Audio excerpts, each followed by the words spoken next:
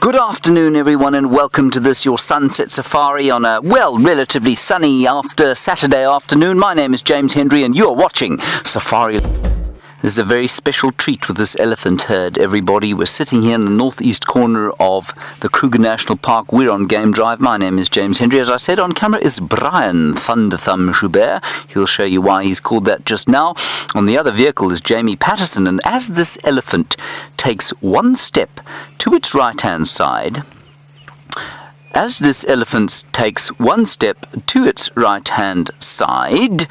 come on, go on, that's it, yes, oh, don't stand there like that, move, that's it. Oh, look behind the tree there, the Stefan Winterboer, the mystic boer. He's out on walk with Herbert Causa and indeed Ellies, and they are going to be on walk today, which is a great treat. And I think it's rather special that we've got them and the elephants in view, and you can see the elephants paying them absolutely no mind at all. That is because Stefan Winterboer will have checked the wind very carefully to make sure that the elephants can see him. They're now waving, of course, because Kirsten has told them that they are on camera. And this is the best way to experience an elephant herd. They're far enough away for them to be in no danger. They've made sure that the wind is blowing in the right direction. They've got the cover of that tree so they can just step behind it if perhaps the elephants get a bit of a fright or see them or smell them. And it's just the most amazing feeling. It's kind of juxtaposed. There we are. Thank you, Brian.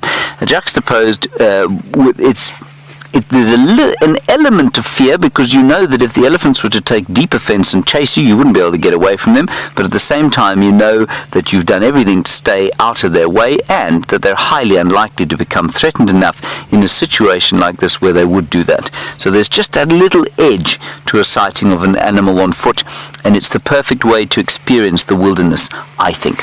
Anyway, you are live completely, so please do talk to us. #Safari Live, questions at WildEarth.tv. It's a great pleasure to be with you and with Thunderthumb.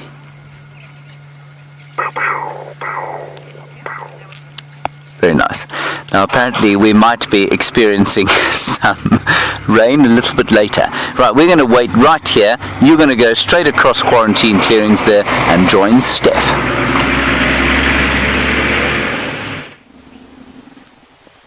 Good afternoon. Yes, and it's such a special treat being back on Bushwalk again. I'm very, very happy and thankful that James brought all our kit back all the way from Kenya. And you're right, you've been looking at us hiding behind this massive marula tree over here. By us, I mean myself, Steph Winterboer and Xander on walk today. And yes, we've got this herd of elephant. Now with elephant in particular, when you're on foot, it is a very, very good idea always to keep an eye out for your wind direction. And I know that sounds a bit weird, but we use an ash bag that's filled with ash from our fire, and we shake it just like this, and it releases a fine little dust of ash which is very sensitive to the wind. You can see that it's busy gusting now, almost within reach of these particular elephant now. Actually going to suggest that we sort of move backwards a little bit to this termite mound here, give us some height. We're a little bit close to this female. Now, generally female elephant have their heads facing down, but what we don't want to do is let her see us. The movement that she sees us. Okay, she's seen us. Alright, now we're just backing away, nice and quietly. Right, now elephant for me are probably the single most dangerous animal to approach on foot. And while these elephants look pretty relaxed with us, and they are pretty relaxed with us, the worst thing that you can do with elephant is get complacent. Throughout my guiding career, some of the worst and scariest stories that I've ever encountered have been with elephant. And it's mainly because guides and people get fooled into thinking that elephants are our friends and elephants are such calm beasts. They're anything but. They can get very aggressive and very defensive of their young. And me personally, I think that it's probably because they're intelligent enough to have a bit of an imagination. And that imagination, with imagination comes a little bit of fear. And that fear is when they see people on foot. Not so much in the cars, not forgetting that people on foot have been a threat to elephant and the ivory they carry in their tusks for thousands of years, more than 4,000 years. Ivory has been a tradable commodity of high value. People in vehicles have only been driving around in these parts since about the 1920s, 1930s. And not really in this area has any hunting ever happened from people on vehicles. And so they associate that thing that sounds a little bit like a human, but also like, in our case, a Land Rover. They don't associate it with any danger. But the last 4,000 years of breeding has taught these elephants to be scared of people on foot. And it's for that reason that you're a little bit wary of them. Not a good thing to be scared out here, just a good thing to keep an eye on all those things that you need. So you can see, always just checking to make sure that the ash is always blowing away from these elephants and that we've always got a high point to move to. In this case, this particular termite mound. Now, on that note, I'm going to say goodbye while we are moving across quarantine and going to go and look for something else. We're going to send you over to Jamie, who's going to say hello. Okay. Good afternoon and welcome on the Sunset Safari, and what an exciting start that was. My name is Jamie, and this afternoon I have VM on camera with me, and we're trundling along on the newly resurrected Jigger. Now, the one thing about us being back on Jigger is that a couple of things have gone wrong which prevented us from going out straight away, but for now, touch wood, all seems to be well and working. So, I would love to have joined in the fun with James and Steph and everybody at the elephant sighting that was right outside the DRC, but we have a very special mission this afternoon. Hello, Impala. And that is, I'm not even going to stop at the Impala, I'm afraid. I'm actually racing through to Gowrie, Maine, which is our southern boundary, because I'm really hoping that Thandi is still there with her 2 little cubs. The reason I'm racing there is because I'm hoping to get there before anybody else does, which is, I think at this point, a vain wish. I don't think it's going to happen, but hopefully we'll be able to join the queue and finally get to see Thandi's cubs. So that's what I'm hoping for this afternoon. For those of you who are just joining us, for our new viewers, Thandi is a female leopard. She is the daughter of Queen Karula, the leopardess that has her territory around Djuma. And she's the oldest daughter of Karula, alongside her twin sister Shadow. That's where we're going this afternoon. It's a sighting on a main road, which essentially means that every single vehicle in the northern Sabi Sands can drive that road and can go to that sighting. That's why we want to try and go and basically book our place in the queue. She's been taunting us, wandering along Torchwood, Chitwa, just never quite where we could have a chance to see her. And that's my hope, that we really finally get a chance to see her. Now, that is my plan, which is why I'm not really too keen on stopping for anything just yet. Unless we see something spectacular along the way. I'm going to make it my mission to go and find Thandi.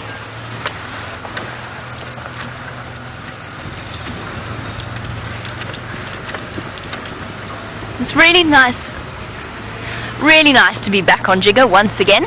So while we utilize Jigger's powers to rush off in that direction, let's jump back on board with James and his lovely elephant sighting. Everybody, we're having the most wonderful sighting here of this elephant herd. It's just coming around the side of us, but she's been feeding very confidingly with her youngster. She's not very happy with us, but it's because she's left the baby just to the left of us, and it's coming now round just a little bit nervously, but not very unhappily at all.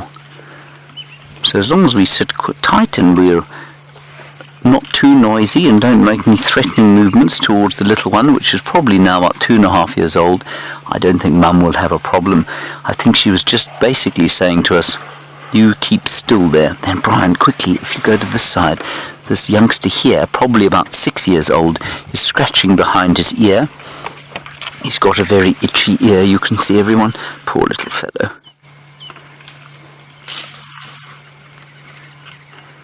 He's quite sweet, isn't he?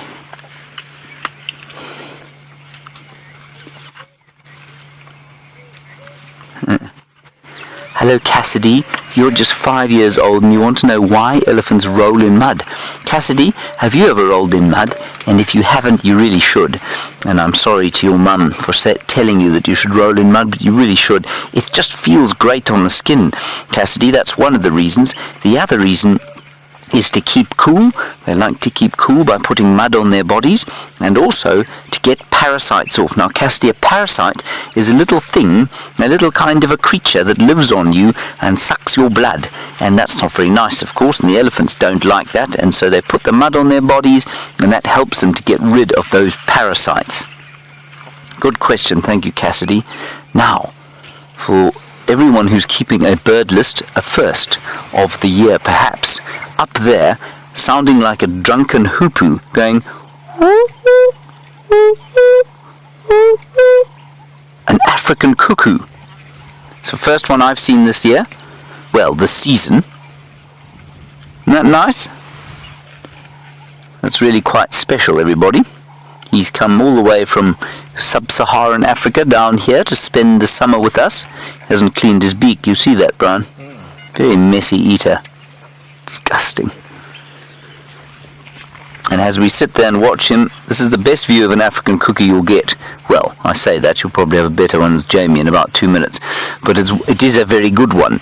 And as I say that, it is apparently 23 degrees Celsius here at the moment.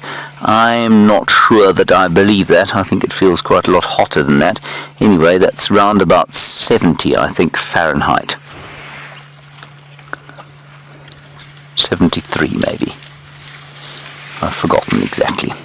Anyway, that is the African cuckoo, and it is a parasite, of course. It's very lazy, doesn't like to build its own nest.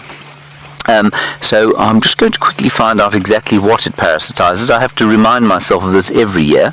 Let me check on the phone. While we look over there, there were actually two elephants in that picture. One of them was just behind the tree. And it'll pop out now. Let me just quickly look it up. Cuckoo, African. And it is a parasite of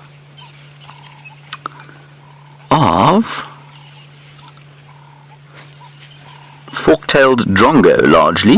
It's interesting. Well, there are plenty of those around. There we go. You see how Mum has got between the baby and us?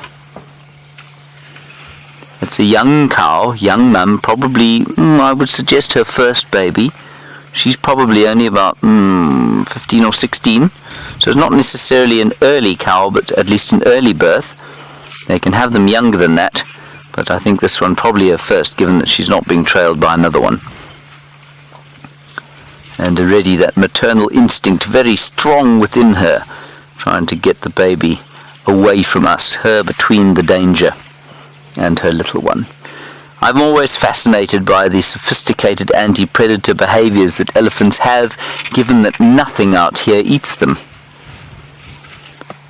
Well, I mean, the lions and hyenas would if they could, and they might take a very small one if it happened to be abandoned. But, I mean, that happens so seldom out here. It happens a little bit in Botswana, but really so seldom out here.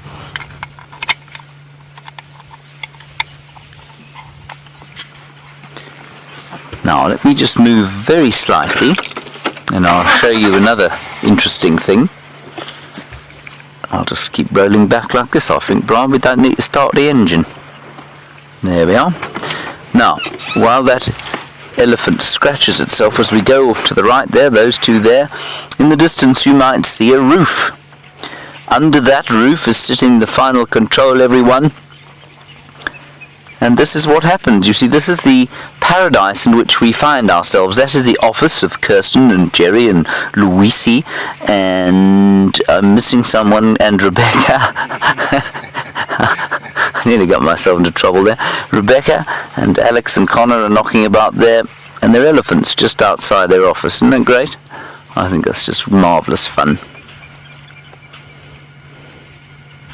They could stick their hands out and wave to you, but they're twiddling knobs at the moment. They're unable to extricate themselves. They say they could, but they won't. They're very shy, you see.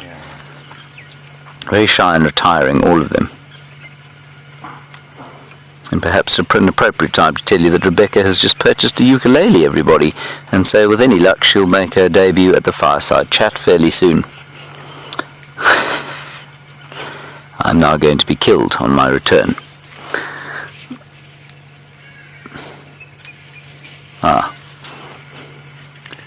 Let's go a little bit forward. I just want to look at that little one again.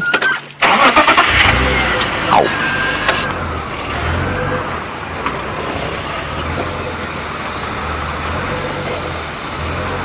Donna, it is not just you. You say, is it just you, or does anyone else notice that the elephant's spines have been sticking out more than normal? They have. It's a result of the drought, and the result of the fact that I think they wore the drought the worst. I think they're the ones who struggled the most with the lack of green foliage to eat. And I think that's why their spines are sticking out, and I think that in a few weeks' time, especially if we continue to get a bit of rain, I think you're going to find that they start to look much, much better indeed.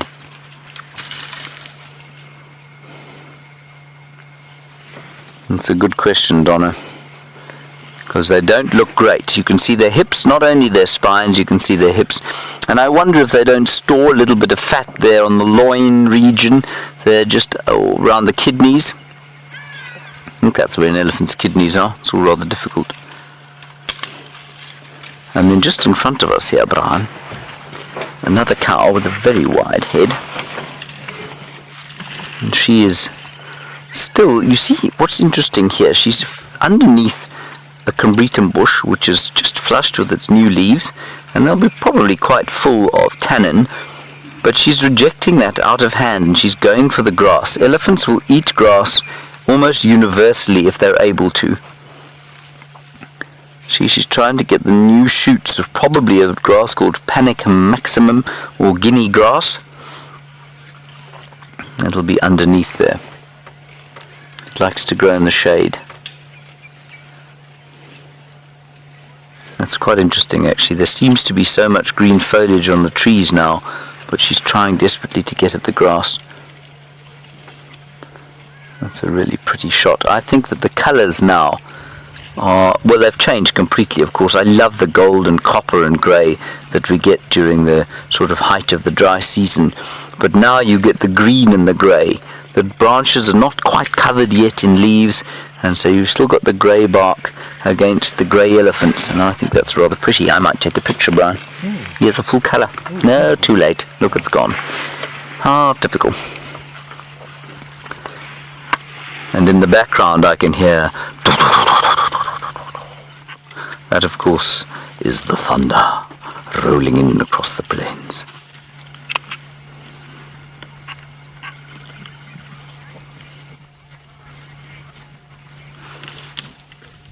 Hello, Michael. You're wondering about the distance that a herd like this might travel in a day. It depends very much on the time of year, Michael, and obviously the region in which you are. So here in the Sabi Sand, where water is almost as easy to come by as it is in Venice, because of the artificial water that's pumped all over the place, you'll probably find that these elephants don't move. I'm going to say I don't think they'll move much more than 10 or 12 kilometers in a day. That's about 6 or 7 miles, maybe a bit more. In the dry season they'll definitely move more than that, and in other parts of the Kruger where water is more distantly spaced, you'll probably find they could move easily 20 or 30 kilometers in a day, which would be 12 or 18 miles. Then if you go to a place like Botswana, where they're moving constantly between water and forage, and as the dry season progresses, obviously the forage gets further and further away from the water. I think you'll probably find that they can travel at least 50 kilometers in a day sometimes. They won't be able to maintain that for long without very good forage and very good water. And 50 kilometers is about 30 miles. But it really does vary depending on the condition, the time of year, etc., etc.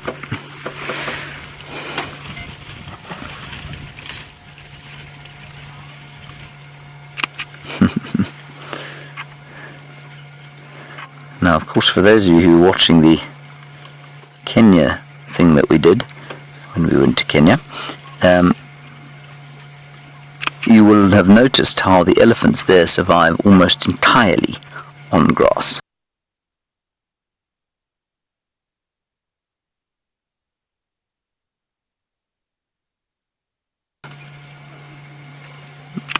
Very seldom did I find any elephants in the woodland at all, chewing on a branch like that little thing is there.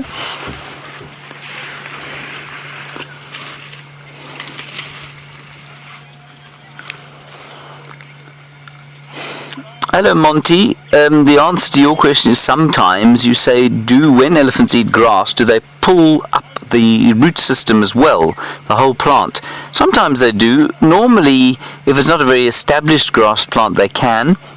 And especially if it's put up the culms. Now the culms are the sort of strawy bits on which the inflorescence sits.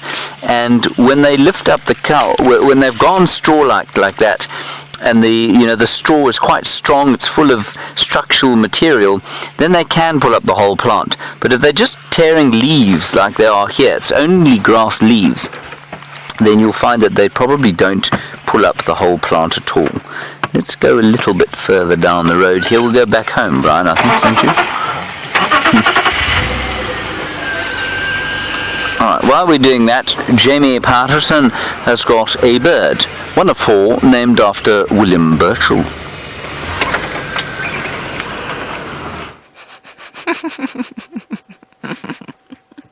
We did have a bird named after William Burchell, and as it is live, as you know, sometimes things don't go according to plan, especially when your birds have wings and feathers and can fly away at any moment. If you go try and catch up with our Burchell starling, who's now not doing anything interesting, as it was when we called you over from James, it was actually digging in the termite mounds for termites coming up, because on this cool, cloudy day, generally termites are mostly nocturnal, so they do most of their external work on their termite mounds during the evenings.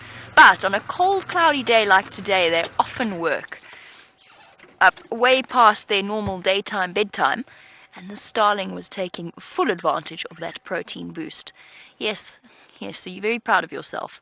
Now you've put yourself into the sun and not doing what you were doing.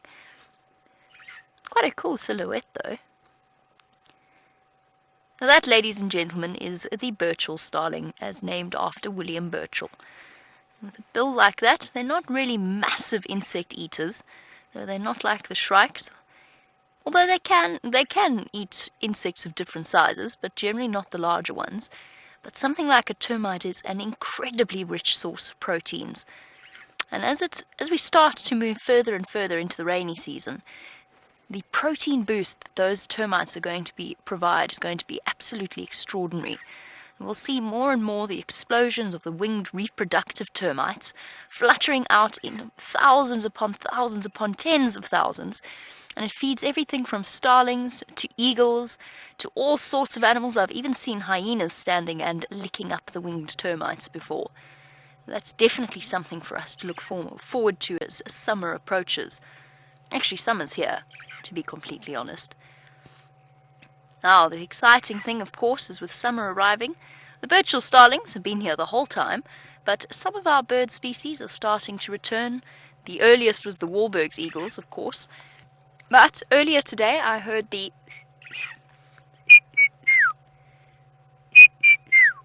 of the red-chested cuckoo.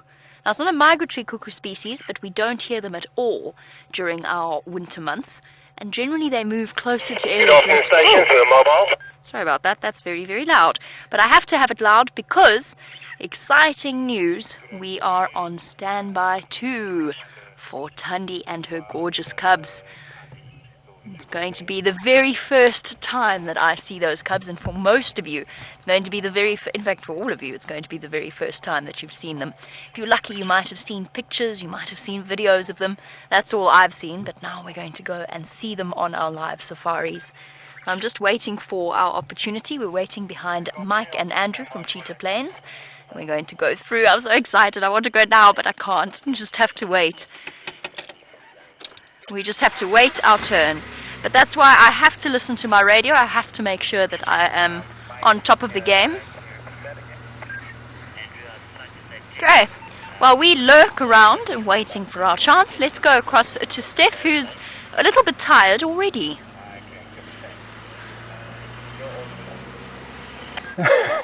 I'm not a little bit tired, thank you very much, Jamie, but it is appreciated that sending yourself over to me, or sending you over to me at least anyway. I'm sitting at a pretty weird looking piece of bush. This here is a piece of sickle bush that an elephant has ripped out, roots and all. Now, a sickle bush like this, in this present form, are Brent's worst nightmare, because they give him every single puncture that he's ever had. These spines on the end of these branches are just unbelievably tough, and you'll hear him talking quite often about the way that this is referred to as the puncture tree. But I like to think of it in a few other senses. Firstly, the wood is really termite resistant. It's really hard, and used as an excellent firewood, and also as an implement handle. So if you are making or if you have an axe that has broken a handle, or a spade or a pick that has broken a handle, the wood from a sickle bush can help you absolutely. Secondly, it makes really good firewood, so chefs like it and cooks like it. People like Thandi that you're about to catch a glimpse of, or that Jamie is waiting to ambush, or James is waiting to ambush, whichever one it is. But one that I quite enjoy it for is the making of bows. Bow and arrow, the bow part. In this particular area, the bows were made from bits and pieces of sickle bush. And while I've been walking around today, I thought, well, why don't we dedicate this week to making a bow? Now, I can take you with on the journey of selecting the piece of wood that needs to be selected for this bow, and how we carve this bow out of a piece of wood, and how I test it. And then finally, obviously, the pieces in the pudding, or the prizes in the pudding. We're going to see if we can shoot an arrow, not at an animal, not at anything as macabre as that. We'll probably just shoot it into the sky, or into the side of a termite mine that I can show you. But what we're looking for a piece of wood to start with. It's probably about that diameter. The reason being is that we need this hard wood, we need this heartwood. That there is what gives the bow its kinetic energy. And the white wood around it is what gives the bow its flexibility. So we need a rigid core, and can bend, but not break. And that's what we're looking for. So that's the cross section that we're looking for. The length, of course, English longbows are about this much taller than a person is. I'm not going to be able to make an English longbow out of something like this, but I will be able to make, hopefully, a little bushman bow, which for me would work just fine. For that, I'm probably going to need a piece of wood about that long. So I will take it from this shoulder to the tip of my fingers. That's as long as what I'm going to take it. Doesn't necessarily have to be uniform, or uniform thickness the whole way through. It also doesn't have to be perfectly straight. The reason for that is we're going to be carving bits and pieces off of this bow, and we're going to be doing that after I've selected a nice stick. And then, of course, comes the most difficult piece, is the arrow making, which of course we're just going to be doing as a token gesture, nothing else. But first for the bow. So we've decided against this particular one. It is too gnarled and has too many bifurcations on the branches. And so this one is not going to work for us, but we'll carry on looking, and we're definitely going to keep you posted. Don't forget, you can ask me questions, even though we are on foot here in the middle of Djuma Private Game Reserve. Questions at wildearth.tv, and you can use the hashtag Safari Live, and whatever questions you ask, we'll try and get through them. Of course, we are on foot, Xander, myself, and we have Herbert on foot. It's just the three of us. We're not surrounded by cars, we're not surrounded by a helicopter or men in tanks at all. It's just us wandering through the bush and hopefully uncovering all these fantastic sights and sounds that we can over here. Winter almost at an end for me, which is a good thing. I battle in winter because my favorites, the insects, are all in hibernation or hiding away, or very difficult to find. But we've just had our first rains, probably about a week or two ago. Now, last night we had a little bit of rain. Today it's been overcast, predicted rain for this afternoon and into tomorrow. And what we're going to see is this sort of swell of insects coming out of their hiding places and making use of the summer. And that for me is the best. Summertime out here in the bush is for me the single best time. And it's because everything basically writhes with all the insect activity around here. And of course, on that micro scale, there's warfare that goes on that is astounding to the eye. We all think that lion and leopard have it hard out here. Wait until you see what happens to some of the insects that we're going to be having to show you over the next couple of months. Alright, Xander, I think what we need to do is walk up here so we can not lose signal.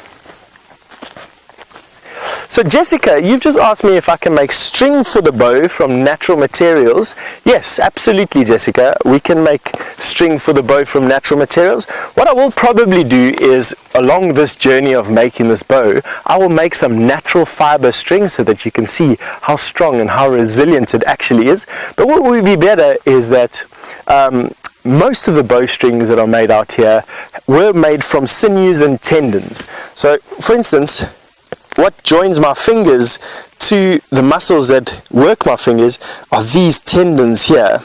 And those would have been used from animals, not from humans of course, but from animals that would have been rolled into a rope, and they would have been dried and they would become quite pliable, and they have quite a tensile strength. You could stretch them quite far without breaking and let go. We're not going to obviously kill anything out here. We're not going to be skinning anything out here or using animal parts, but I will use a fiber rope to show you that it can be done. I'll show you how it's done, and I'll probably end up using my shoelace or a little bit of paracord as the actual bowstring when we finally get down to it.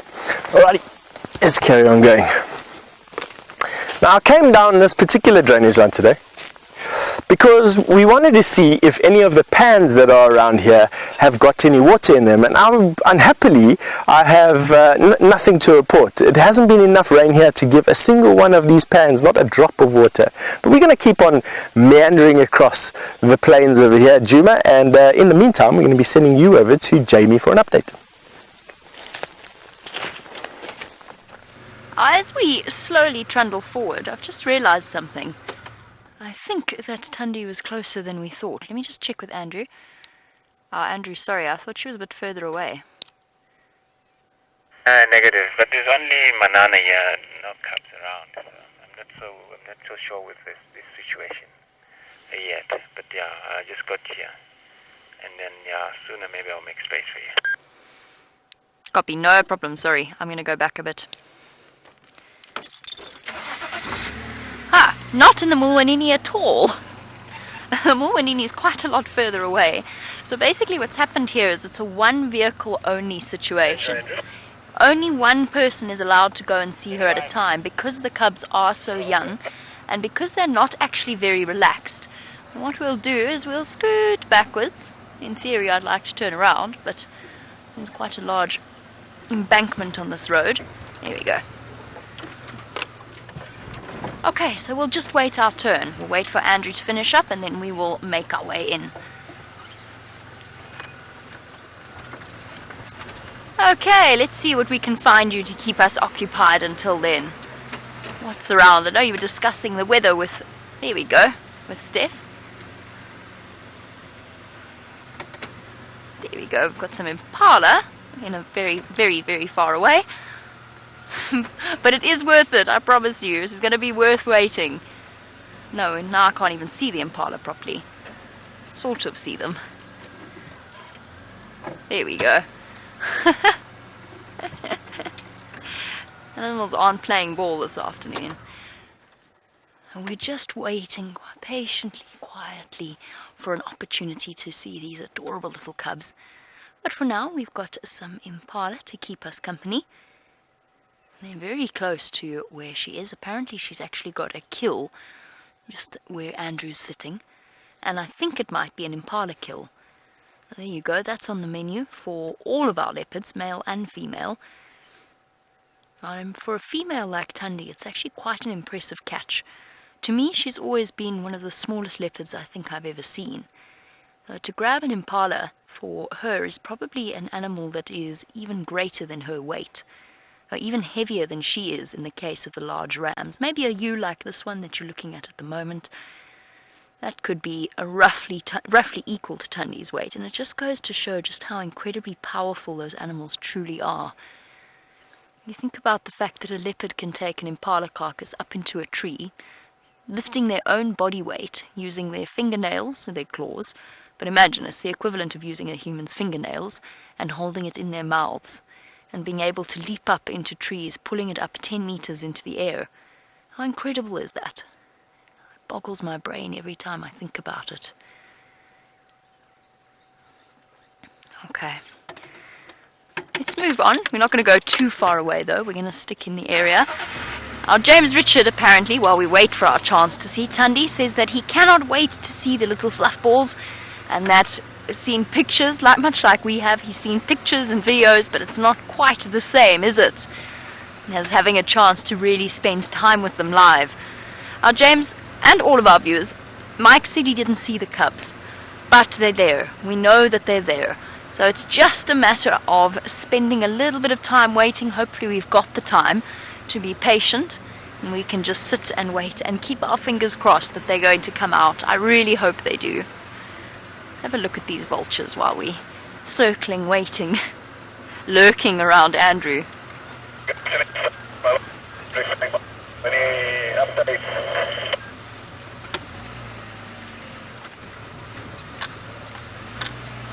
Afternoon, said, just Thandi got running.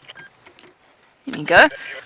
Although it's cold and it's a cloudy day, it's not too cold, which means that our vultures, like our white-backed vultures, there you go. If you look really closely, you can even see why the vultures are called white-backed vultures. They've got a sort of vivid strip of white just above the tail. Oh, that one's looking a bit weather-beaten. What they're doing at the moment is riding the hot air thermals, so hot air rising off the heated Earth surface. And basically, it's one of the most energy-efficient ways of flying. Well, there's a slightly holy patch in its wing.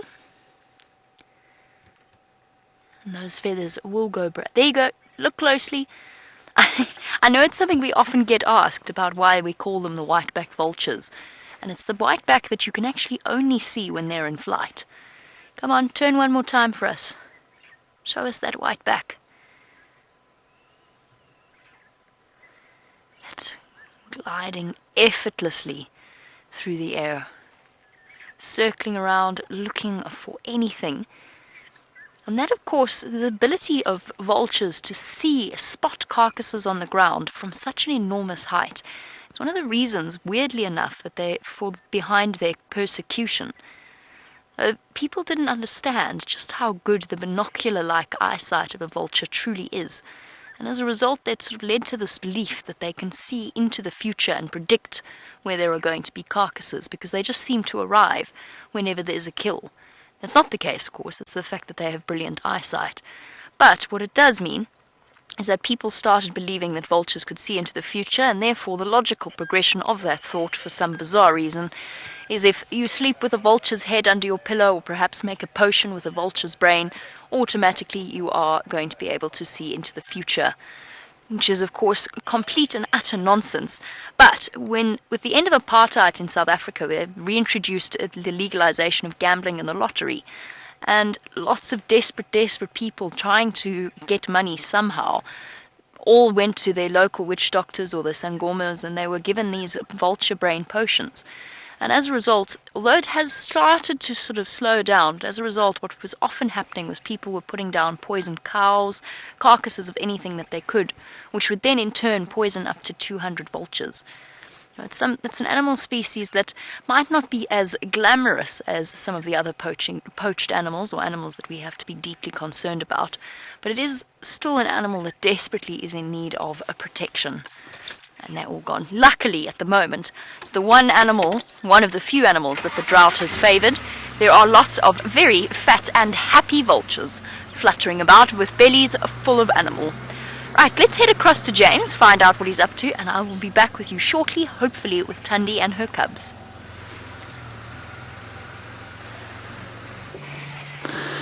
Well, what James is doing is worrying quite a lot at the moment, everybody. As Brian pans to the right-hand side, what you will see is the tent. And surrounding the tent, many elephants. one of which seems to be standing directly, that one, yes, over the box where the technology exists. So if I were Alex Voz, the dangerous Russian, I would be deeply, deeply afraid. Anyway, what we did see with the elephants, I don't know if you managed to catch the broadcast, but what we did see is that Ronald the Rover, who was down by the waterhole, when the elephants came, and so I think, despite my worry about the elephants there at the tent, I think you'll find that everything is absolutely fine there and that the elephants will avoid doing any kind of damage. I hope. Don't you hope, Brian? I do hope. Me too, I hope so much. Anyway, I'm going to ease very slightly forward so that Brian can get a decent picture of this cow next to us. Because I think what she indicates very nicely is the strain that the drought has put on these elephants. You can see her shoulder blades, you can see her spine, you can see her hips. She's not old. I wouldn't say she's much more than well, she's probably a bit older than 10. She's probably about 15 or so. And you can see that, so she's not old, but she looks much older than she might.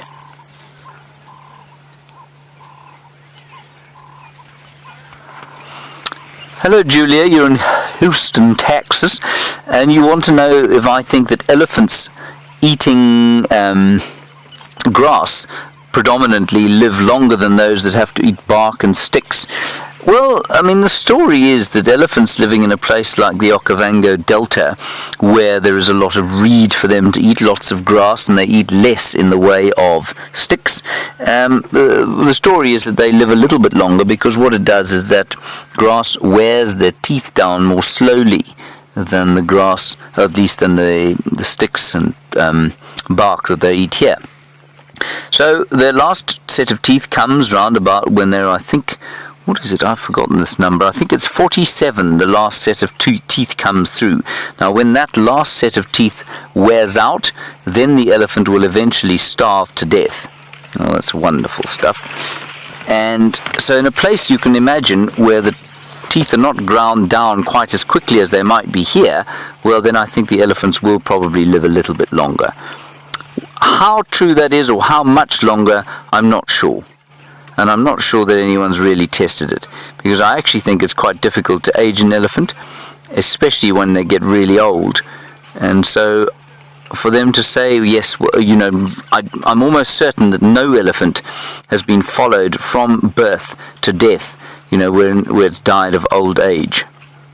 So I think a lot of it's guesswork, but it does make kind of sense to me, but it won't be by a huge amount. We've lost quite a lot of light already, you know. Clouds are building a little. She's coming a little bit closer now, which is rather fun.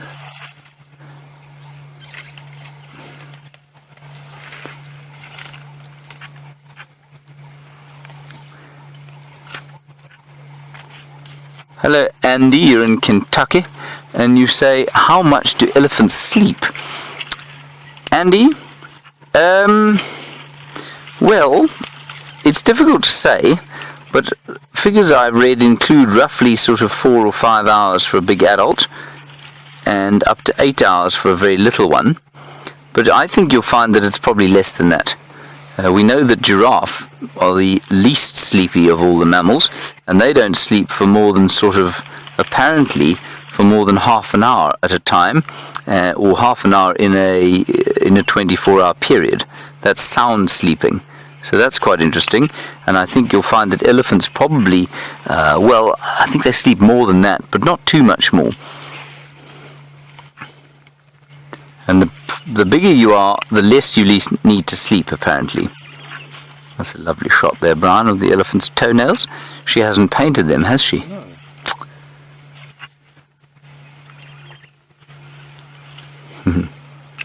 And Marcia, you're wondering if they ever stand up or if they sometimes sit down and lie down. The bigger they are, the less likely they are to sit down and lie down. Well, what you do find is elephants of round about this size and smaller, sometimes they sleep up against a termite mound, so they'll go to a termite mound and lean up against it and kind of go to sleep.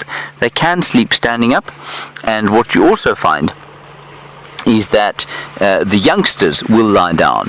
And the bigger they are, what happens is the bigger their organs get and the more likely they are to crush the organs beneath them when the elephant is not standing upright. And that's one of the reasons that they don't sleep while they're lying down, or they don't try and lie down to sleep. This is fantastic, I must say. Just trying to get as much grass as possible, you see that? Not wanting to eat too much in the way of hard stuff.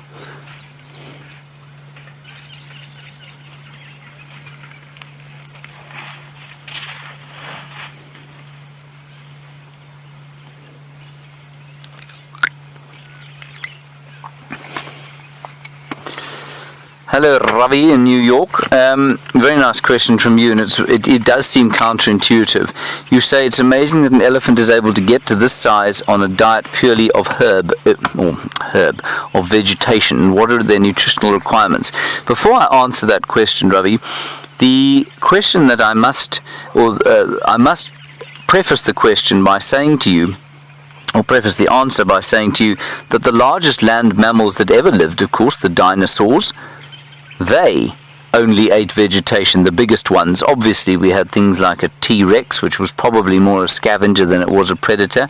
We had the velociraptors, which were definitely predators, but they were much smaller, if Jurassic Park is to be believed. I don't know a lot about dinosaurs, but I do know that the Brontosaurus and those enormous ones, in fact, what's their latest one, the biggest one they found was something called, was it Gigantosaurus? I think there's a Gigantosaurus. Anyway, they were all herbivores.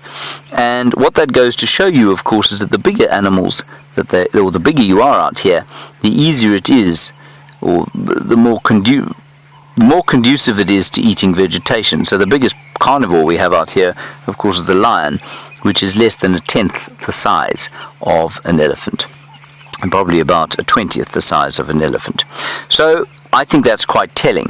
And Ravi, the reason for that is that there is so much vegetation around, and so you don't need to keep hunting. The strains of hunting are large, and although the food is more concentrated when you're a hunter, it seems that the strains kind of, it's almost easier, if you like, to be a herbivore. And I think a carnivore the size of an elephant in an environment like this would probably be completely impossible to survive out here. It would be utterly impossible because there simply wouldn't be enough to eat. That's a kind of half-hearted answer, if you like. I'm going to think about it a little bit more when I talk about the nutritional requirements and perhaps the limiting nutritional requirements. But before I do that, let's go across to Jamie Patterson, who has got a special friend. A very special friend indeed, and one that we haven't seen in a very, very long time. Here's our beautiful girl Thandi, twin sister of Shadow and oldest daughter of Karula, panting away with a massively full belly, and she's done unbelievably well for herself. I can see the impala kill, not too far away. Now I am speaking quietly. There's the impala, and actually apparently she has two in there, and there's still plenty of meat left on it. She hasn't snacked too much on it. Hey girl. Okay. Now, while our beautiful female leopard snoozes away, we've just got to hope that in the few minutes that we get to spend with her, she's going to call her beautiful little bundles of fluff out. They'll be here somewhere. I've been squinting into the bushes, squinting into the trees, trying to see if I can spot them. There's no sign of them. Now, apparently Thandi's in her characteristic bad mood. I don't think she's necessarily a grumpy leopard, but she doesn't broke any nonsense. And she has no compunction about snarling or growling at vehicles that overstep the boundary. It's actually something I know you shouldn't have favorites, but she's definitely high up there in terms of mine. I don't know what it is about her. I think it's her feisty nature and her very tiny size, and I find incredibly appealing. Hey girl, what is incredible to look at with Thandi having seen Shadow recently quite a few times, and Karula as well, is just how close the three of them, or how similar the three of them look. There is such a strong family resemblance with those females. Thandi really looks like Shadow, just different. Which makes sense. She is her twin sister. Oh, catch those flies. They're bugging you, girl.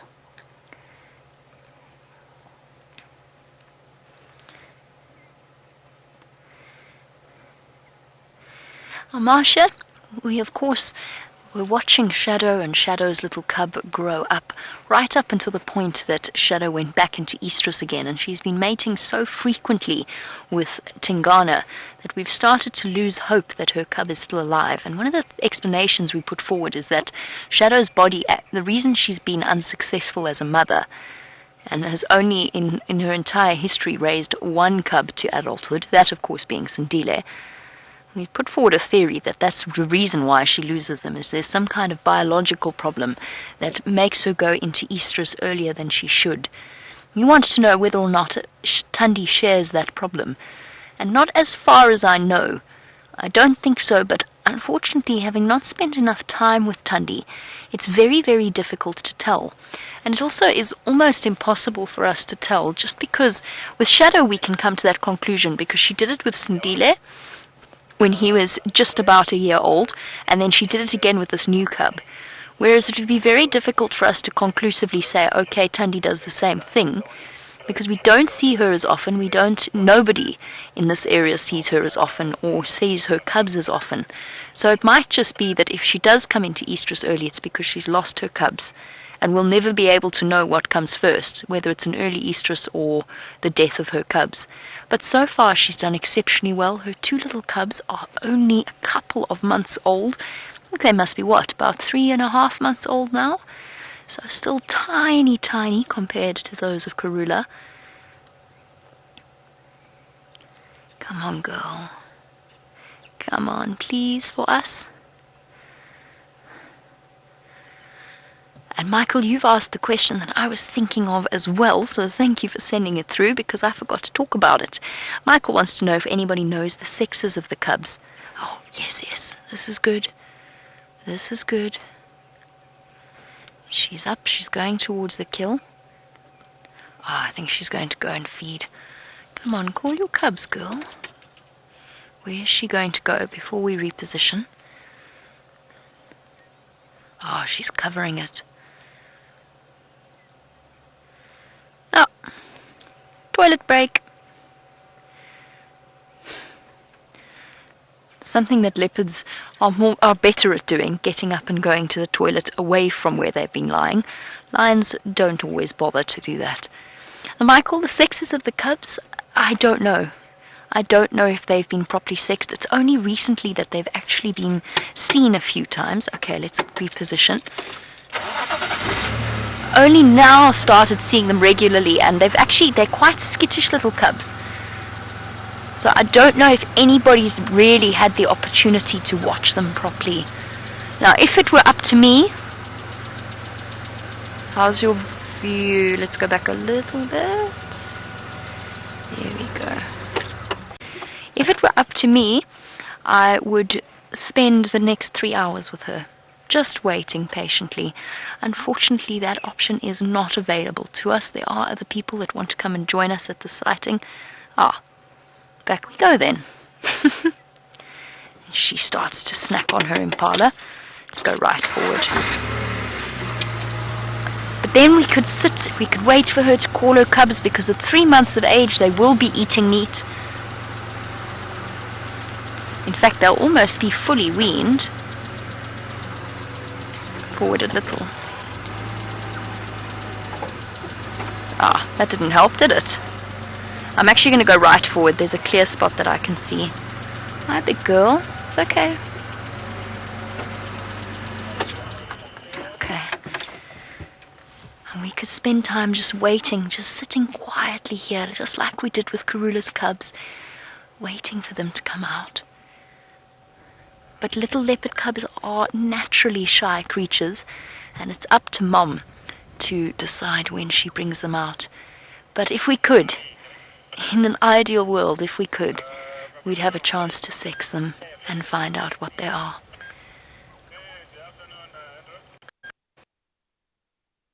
Tucking into her impala. Well done, girl. Keeping herself and her offspring well fed. And it looks like it might be a female impala, which in turn means that it may well have been pregnant, which is kind of like an extra side order, which sounds very graphic, but it does actually really supplement the leopard's diet at this time of year. When the pregnant ewes are caught and killed, the fetus also provides a very, very important nutrient for them. Yes, girl. All right. All right. It's just us. It's just us. And someone else.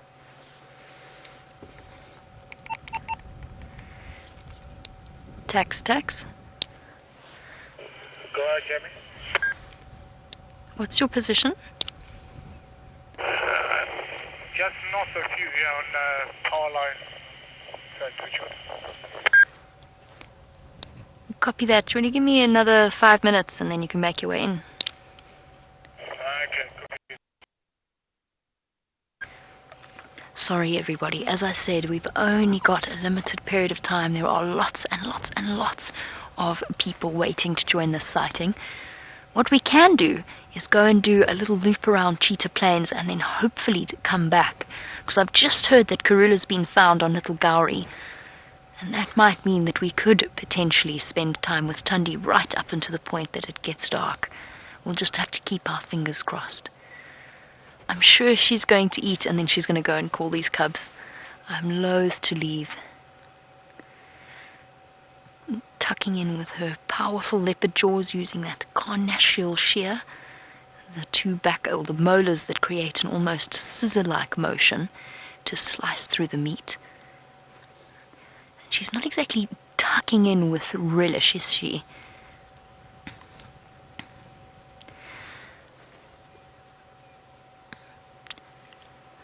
Now, as we were chatting a little bit about her cubs, I mentioned that they are eating meat already. And some of you were just a little wondering a bit about the ages of them. As far as I know, they're about 3.5 months old, unless I'm very much mistaken. Or maybe closer to 3. We didn't know, unfortunately, we didn't know their exact birth date, as we did with Karula's cubs. But we do know that she denned them underneath a room in the Chitwa Lodge, which is not too far away from where she is now. We're on Chitwa, though I'm sorry, we're not on Chitwa. We're on the boundary of Chitwa. She's on Chitwa, which is part of her core territory. Which is one of the reasons why we can't reposition, but I wouldn't reposition anyway. I want to give her as much space as possible. Just increases our chance of seeing those cubs. If she feels comfortable with where we are, she's far more likely to come and call them out.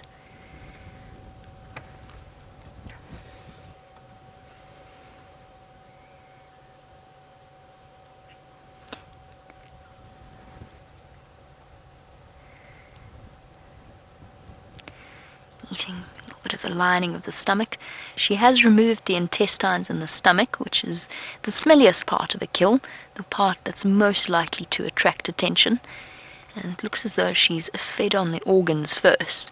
So the nutrient-rich liver, kidneys, heart, lungs, those are usually the parts of the carcass that the predators will consume first, just because they're the most nutrient-rich.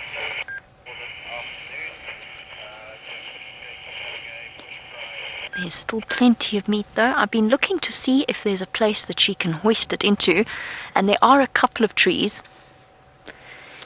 There you go, Ashley, you're thinking along exactly the same lines that I am. Thandi, as far as I know, is quite good at hoisting her kills, much like her mother, and unlike her sister Shadow. Yes, girl, it's alright. Oh, ouch, thorn on foot. That was that little limp there. As you can see, she's chosen quite a thorny spot, which is intentional. She's put it there so that she isn't disturbed. But Ashley, yes, as far as I know, she is good at hoisting her kills. And there's a few likely trees around us. There's a couple of marula trees that that she could potentially pop the kill into, which is a good thing for us and for her. Means she will keep it safe from scavenging hyenas, and we potentially have a chance to try once again. If we're not successful tonight, we try once again tomorrow morning on the sunrise safari.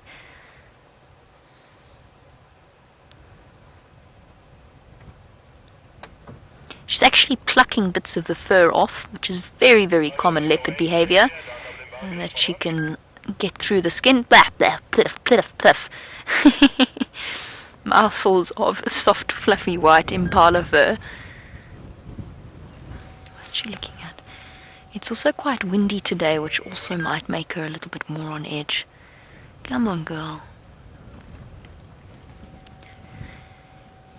It's one of those things where patience is always so difficult, just so desperate to see Thandi's cubs, and yet at the same time, when we do finally see them, it's probably going to be one of the most rewarding feelings in the world.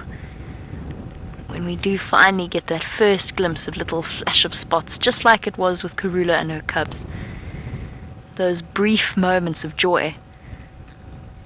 And then, of course, scenes like the one Brent witnessed yesterday. He was showing me videos. I was very jealous of the sighting he had with Karula and her cubs.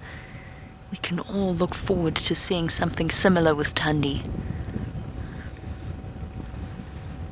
Go tucking into the muscles. She's barely touched the legs and the rump, which after the organs, the sort of the top parts of the thighs are definitely the most muscular part of the animal, and therefore where she'll get the most protein.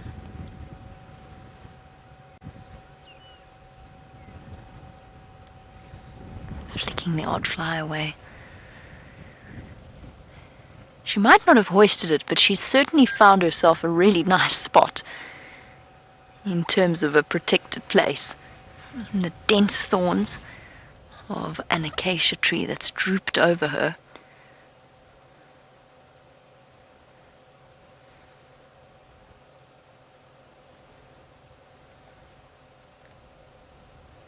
At least we know that she is healthy and well fed.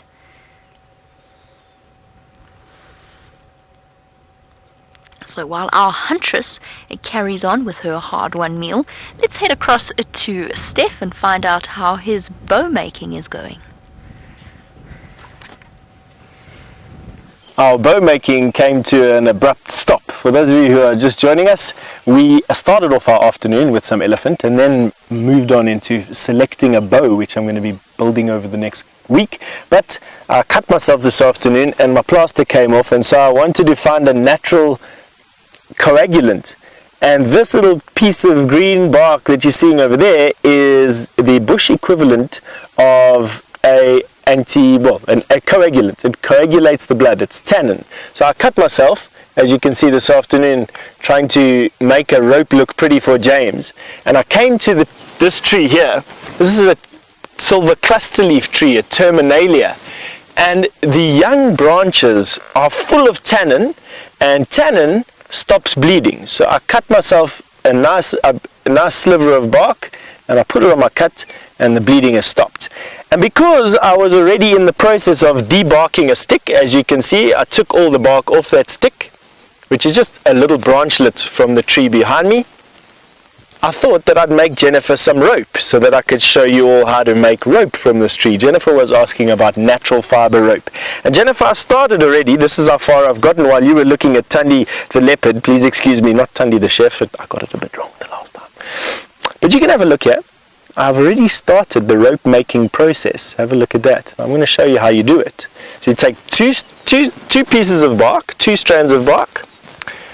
You start off by rolling away from yourself and then folding backwards. So rolling away and folding backwards.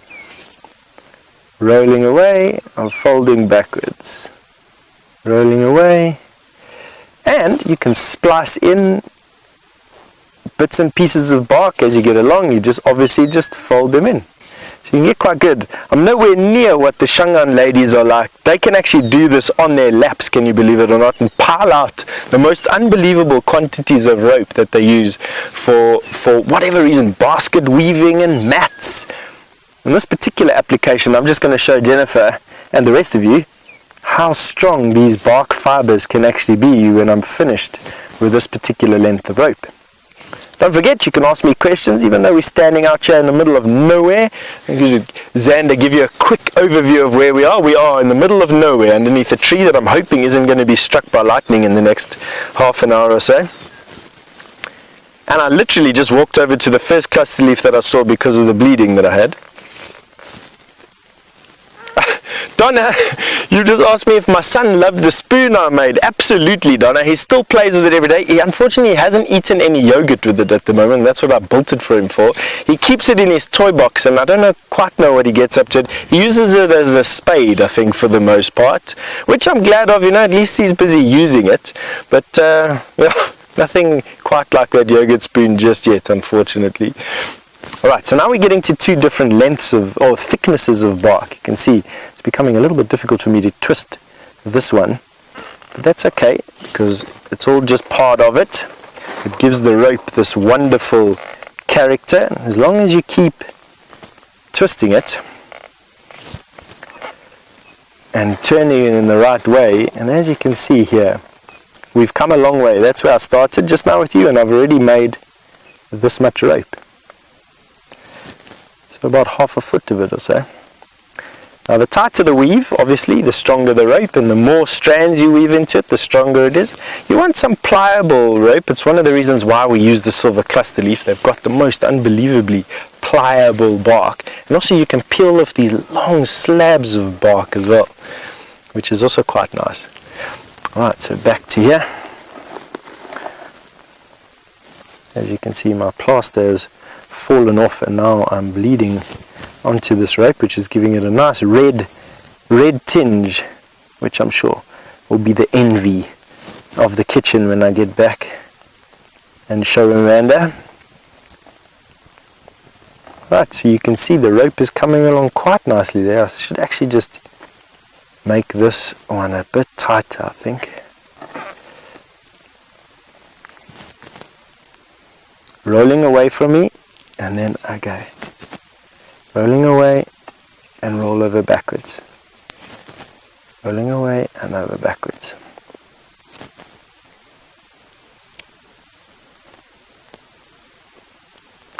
Alright, now while I finish this off, which I'm sure is going to take me another couple of minutes, I think we send you over to James for an update, and we'll catch up with you as soon as I'm finished here. Now everybody, what I want to try and show you is the ominousness of the clouds. We're going to go to my favorite viewpoint here on Juma and show you the clouds coming in from the west and from the south. Now whether these clouds will prove to be like politicians of South Africa, in other words, not deliver what they've promised as they did last year, well, only time will tell. But I'm sure you can see that the light has dropped substantially since we've begun the show. It's suddenly not looking quite as ominous as it was, but it's definitely much darker than it should be. There, now if we look off to that side, you can see our very nice stick that we like to stop behind when we're showing you this view. You see, it's not completely grey, and there doesn't seem to be much in the way of great rolling thunderclouds, but it's definitely got much darker. So I don't know what's going to happen. It may or may not rain. We came down this way to see if we could find Karula. Perhaps she'd come across the road, but she hasn't, I'm afraid. Anyway, so we're going to look up here, and I'd also quite like any of you who remember where you last saw Tingana to tell me where you saw him. Our plan from here is going to be to go all the way up to the top towards the Balanites tree and down the Triple M break, and maybe we'll pick up Shadow and Tingana. we'll no doubt pick up something else interesting on the way there. I'm a little disconcerted that Steph has been bleeding live in front of you. It wouldn't do to have him injure himself too severely in front of the camera. I suppose he did manage to injure himself in, well, basically at the lunch table earlier today. I'm sure he told you how he got his injury. One hates to say one was amused by it, but it was quite funny. There's a really nice view out to the west, and we'll show you the koppies, or small hills. Look at that. Isn't that lovely? Oh, it's beautiful. Hello, Lindsay. As we look at quite possibly the most beautiful view that we have on offer here, you say, how many seasons do we have here?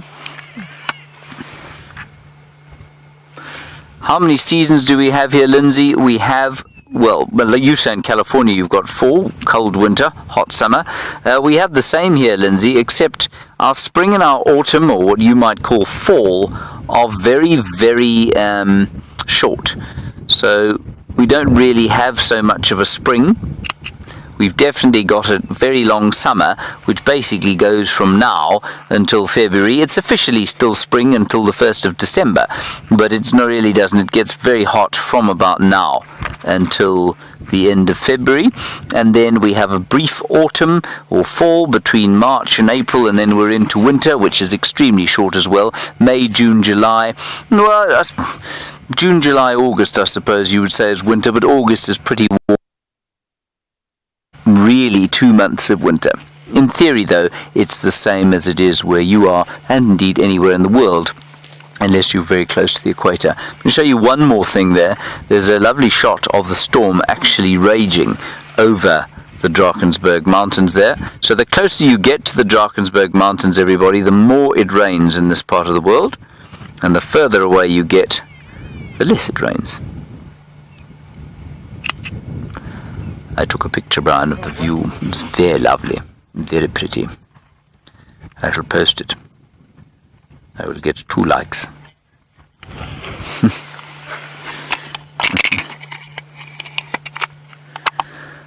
Alrighty, on we go. See what else we can find around these parts. Not a huge amount that I've seen so far, or much a huge amount in the way of tracks either. I don't think you managed to meet Thandi's cubs, which is a bit sad. I'm sorry about that. I'm sure we'll meet them in due course. Oh, I know what I want to find around here. This is where the shikra nest was when I went on leave. I wonder if it's still there. I didn't go on leave though, did I, Brian? No, it felt like leave.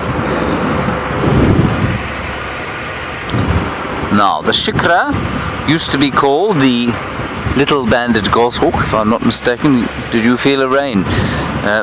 Brian felt a drop of rain, everybody. Panic stations. Ah! Not really panicking, everyone. We will keep going for as long as we can. Just quickly look into the hole there, Brian. That's Pinchy Winer's home. Pinchy Winer, a freshwater crab. He's gone, isn't he, Brian? I think Pinchy's moved along. Greener pastures. Anyway, he will quite like the rain when it falls if he comes back there. We'll only know that for sure when the rain comes, because then he will dig it out again. We'll keep going if it does rain, for those of you perhaps new viewers, unless it rains very hard. Hello James Richard, you say Tingana was last on Arathusa with Shadow and the Kill, and you haven't seen them. I don't know when that was. When was that, Kirsten?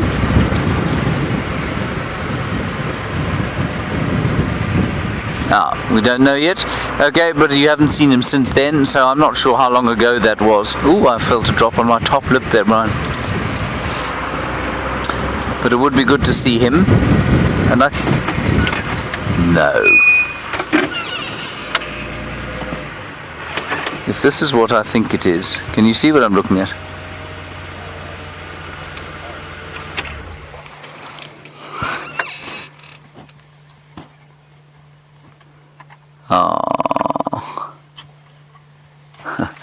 If you zoom in there, Brian, you can see something looks like it's hanging from that tree. Up a bit, there you are.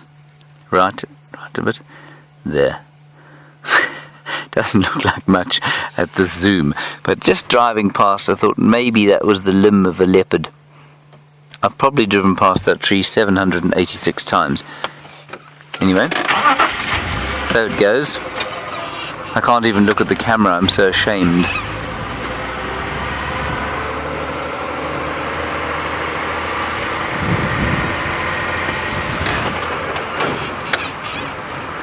Now, Stefan Winterboer, a master craftsman, a cutter off of his own digits, has made a special piece of jewellery. Let's go and have a look. Thank you, James. I don't quite know if I'm a master craftsman. I tend to take instruction about as I give. So product, I made a bracelet from the piece of bark fibre for you. Here's what we started with. Actually, this is what we started with. Where's our stick? This is what we started with. I then peeled it and got that. And now we've made this bracelet. And now I'm just busy attaching the last little bit. So when you do that, you take this, you unwind it a little bit, which is that way around. And you lock this into the fibers, like, excuse my fingers getting in the way.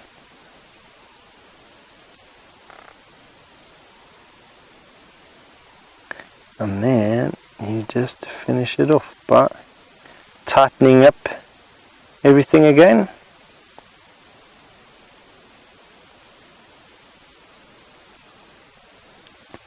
And there you have it. I got Kirsty saying it's beautiful in the background over there. Don't be too jealous out there, ladies, I tell you. I'll make you one. Alright, but you can see that it's fairly strong, this stuff. I mean, let me see.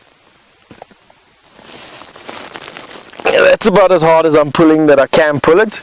I mean, we can do a tester over here.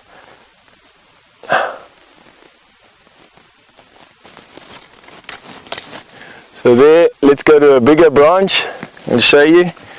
It's going to be a bit jerky standing up. I promised Xander I wasn't going to do it. And then I end up ambushing him. Sorry, Xander. So let's do this.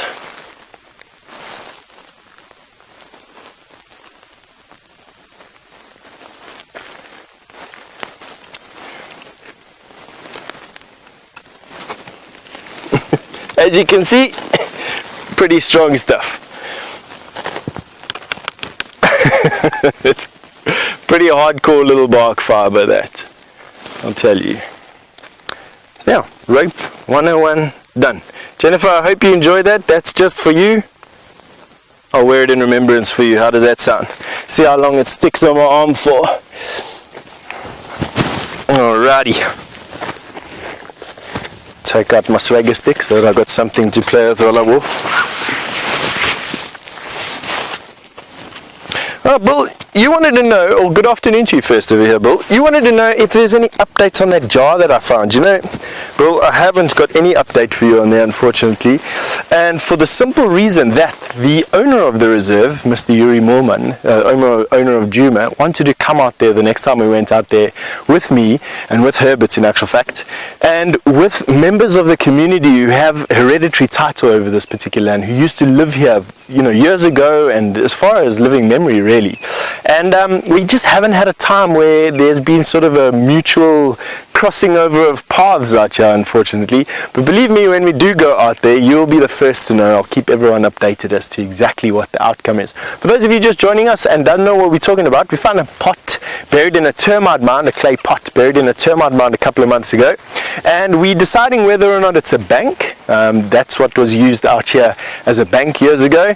People used to take their valuables, not necessarily gold and jewels and everything, put them into a pot, bury them in a termite mound. Termites used to cover the pot, and that's how it used to stay safe and secure. But it could also be a burial appeasement. There's people worship their ancestors out here still. It's part of the culture here. and ancestors need to be appeased and also need to be honored. And quite often people bury beer pots in these termite mounds, and it's an offering. It's an offering to the ancestors, and it could be one of these as well. So what's got to happen is the owner of the reserve, in conjunction with community members that used to live here, need to decide if they take ownership of this particular pot or not, and then it'll either be left in situ, which is what will happen if it was a burial pot, or it would be decided if it gets excavated, if it is decided that it is a form of treasure.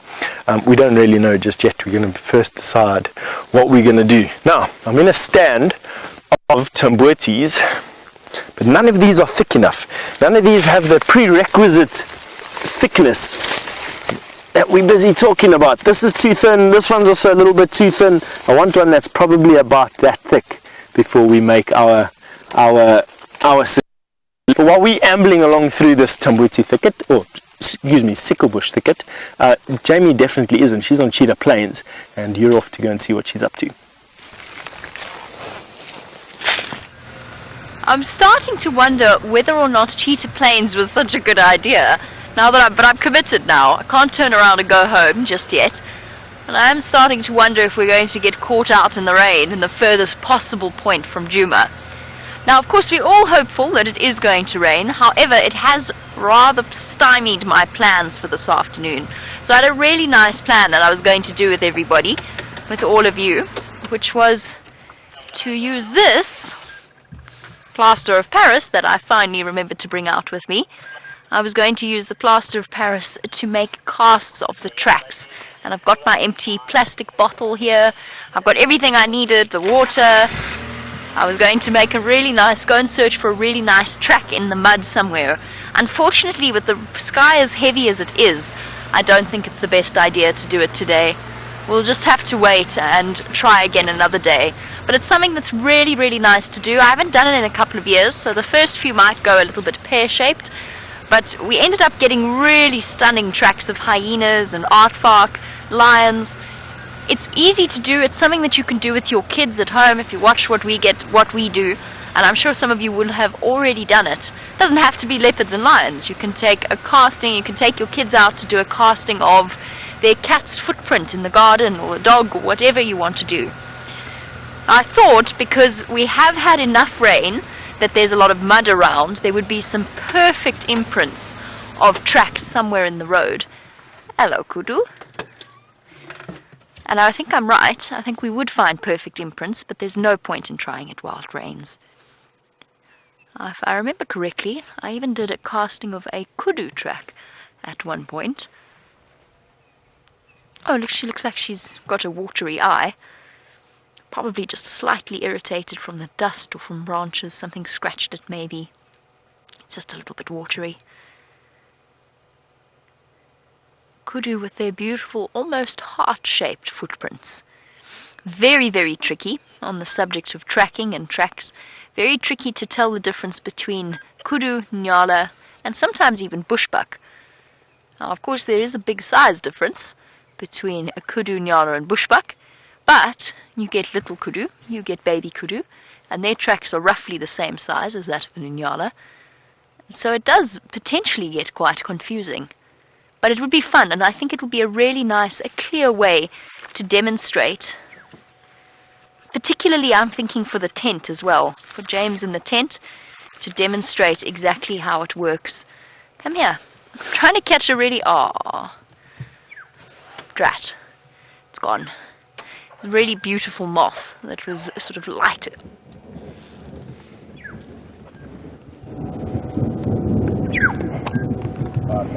I think we should go home now. I'm going to start heading back towards Djuma. It was a nice idea, and I promise you it was sunny when I left. But since we're a mobile lightning conductor, I might start heading back towards home and away from the storm rather than towards it. Yep, I think it might be time to start heading for home and we find a place to turn around. Sorry everyone, we'll have to save Cheetah Plains for another day. For now, it's time to start moving a little bit closer to shelter. Can't believe it! It was sunny when I left. get out of here. But this is good news, of course. It's good news for all of the animals out here, the fact that rain is on its way. Hopefully it's not just going to be another, what I like to call a political thunderstorm, which is when it's lots of noise and thunder and lightning, but no actual rain. Hopefully we don't get one of those. Sorry, Kudu. You are beautiful, but I need to start moving closer to home. She's pregnant, I think. Oh, she's so nice and close. How beautiful. Nope, there she goes. Right, we're going to race towards that clear patch of sky that I can see. Let's head across to James, who has got a really lovely view of it.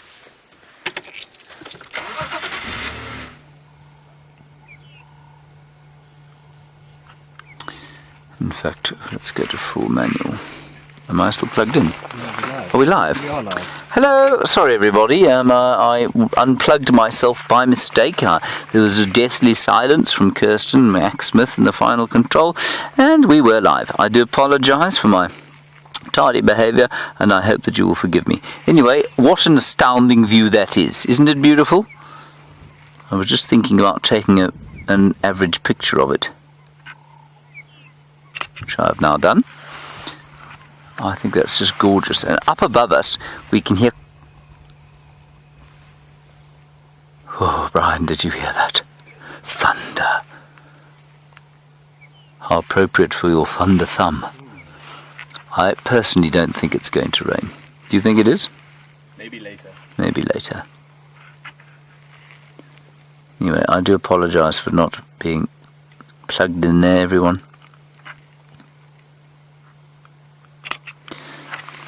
Now, our plan from here is going to be to head back south again, down the Triple M break, which is over there. The shikras, by the way, have moved from their nest. We sat there for a while, we played the call of the shikra, they didn't come back at all, so I think they've abandoned that little spot where they've chose. I don't know why that would have happened. I suspect maybe Jamie or Brent saw it, or Taylor maybe, but they've definitely moved on from there. Anyway, hopefully they will find another suitable spot and make some small shikras during the course of the breeding season.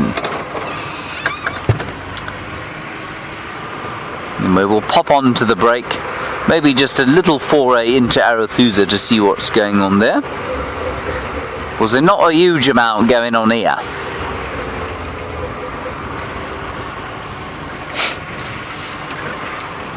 Hello Sarah, all the way from Georgia.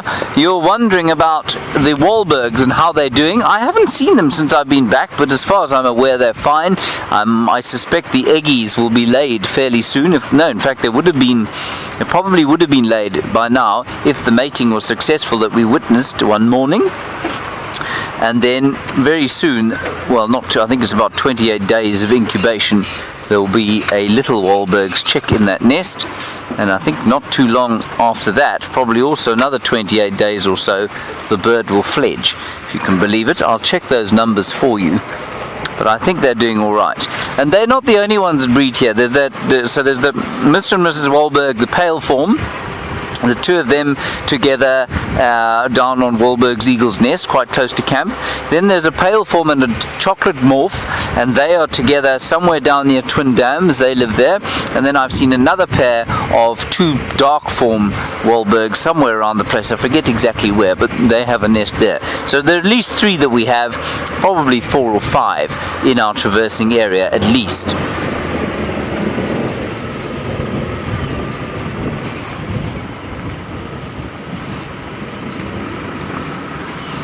Brian, show everyone your thumb again.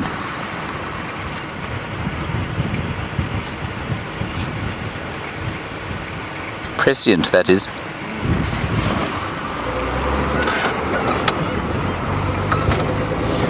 I do hope it doesn't dump on us too much.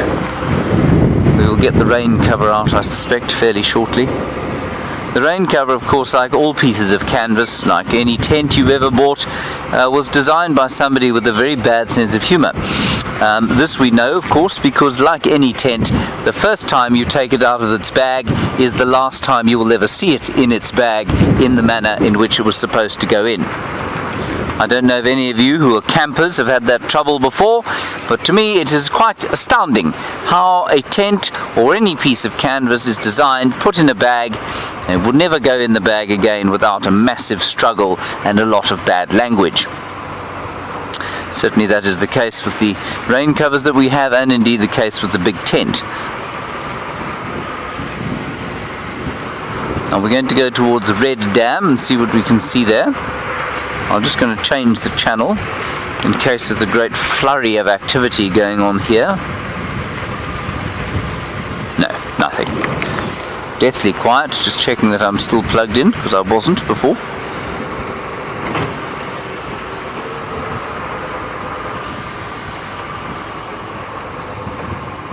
Hello Tom, initially I heard Tom and Jerry, but it's not Tom and Jerry, it's Tom and Ginny, I think. Hello Tom and Ginny, you're wondering if... Sorry. Tom and Jenny, you're wondering if any of the wild animals here wander into cities. They don't wander into cities for a couple of reasons. The first reason is that there's a very large fence on the western boundaries of the Kruger that the animals really struggle to get through.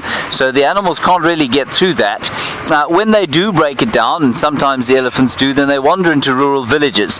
And that leads to the second reason is that, and that is that there are no actual cities on the borders of the park or anywhere really close to it. There are a lot of rural villages.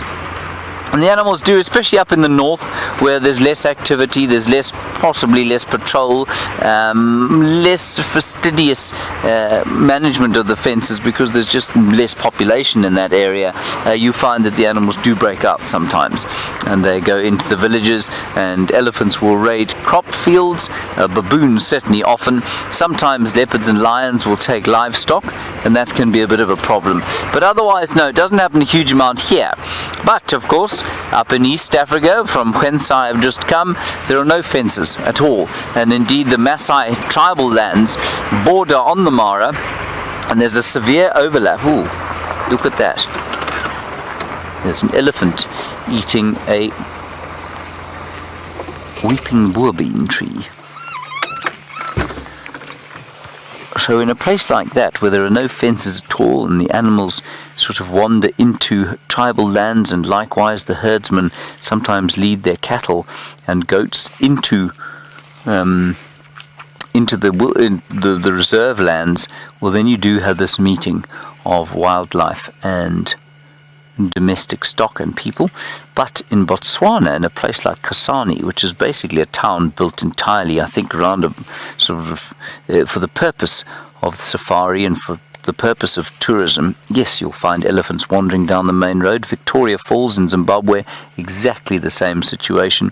When I've been there twice, and in fact 3 times, and the first time I went, there were great big pieces of elephant dung all the way down the main road in town. And I saw a few elephants in town while I was there. It was really quite special to have. So you've got to be a bit careful, which is great if you're an adult, not so good if you're an adult with kids, of course, because it can become a little dangerous then. This elephant is right next to the Red Dam drainage. This is the Red Dam drainage. What it's doing is eating knobthorn, which is normally a winter forage. Oh, don't push that over. It's a very nice tree, really. No, that's not necessary. Stop it.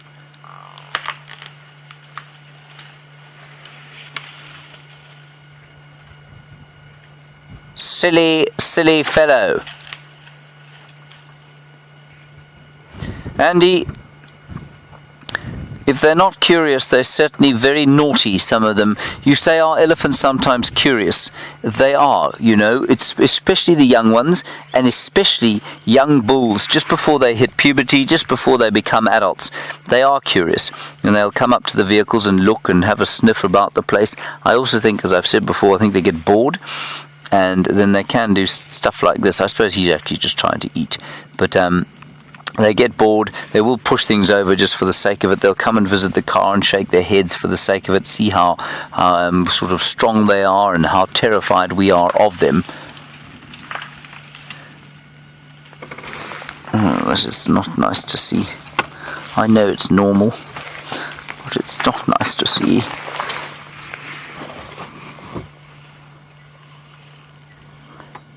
Trying to see if he's breaking the main trunk.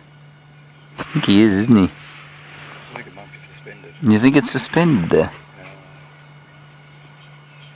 Well, that's good news. I think you're right. I think the main trunk's behind him, isn't it? Yeah. Alright, carry on then as you were. I apologise for criticising you. So an elephant like this, Andy, would most certainly be a bit curious if it wasn't concentrating on eating. But the cows and the females tend to be much less curious, and I think it's so interesting. I find so often a parallel with human beings and elephants. And if you think of a group of teenage boys and teenage girls, and if you can put aside for a while the socialization that has sort of molded their characters, you find boys horsing about the place, challenging themselves, doing silly things, kind of challenging each other, I suppose, and challenging others, while I think young girls tend to be much more focused. They're much less prone to silliness, if you like, and I think it's the same with elephants. By the time these elephants reach sort of 15 or 16 years old, the females are adults. They're already adults. They've no more time to mess around and horse about the place, so they will completely ignore the vehicles. But the young bulls are the same age, not the same. That, of course, is a gross generalization as far as the human condition goes. But it's quite fun to think of it like that, I think. And still in the background to the far west, the thunder rolls.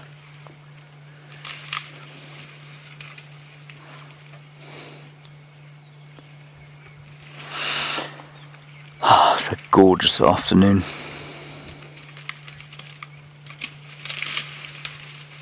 Hello, Eileen. This is a common question, of course, and brought about by I think it was a film. I forget exactly which film, where elephants became drunk from marula fruits. Eileen, categorically I can tell you it is impossible for elephants to become drunk on marula fruits, and the reason for that, they worked it out once. For an elephant to eat enough fermented marula fruit for it to have the same effect as one beer, it would have to eat over, I think it's something like 500 fruits. Now, an elephant can certainly eat 500 fruits, but it can't eat 500 fruits that have fermented at the same time. So it's almost certainly impossible that an elephant should become drunk on marula fruits. Now, this legend comes from a film, like I say. Do you remember which film it was, Brian? No, I don't. It was a Jamie Ace film, the same chap who did The Gods Must Be Crazy, but I don't think it was in The Gods Must Be Crazy. It might be. Anyway, apparently what they did was, I think they sped up some footage. I don't think they actually made elephants drunk. They certainly made monkeys drunk by injecting booze, I think, into fruit, which made the monkeys a bit drunk and made them fall out of trees and that sort of thing, which was quite funny, if not quite cruel, actually, and I don't think it would be allowed these days. But that's where the legend comes from. Ah, there we go. It was the film Animals Are Beautiful People. Thank you very much, Kirsten.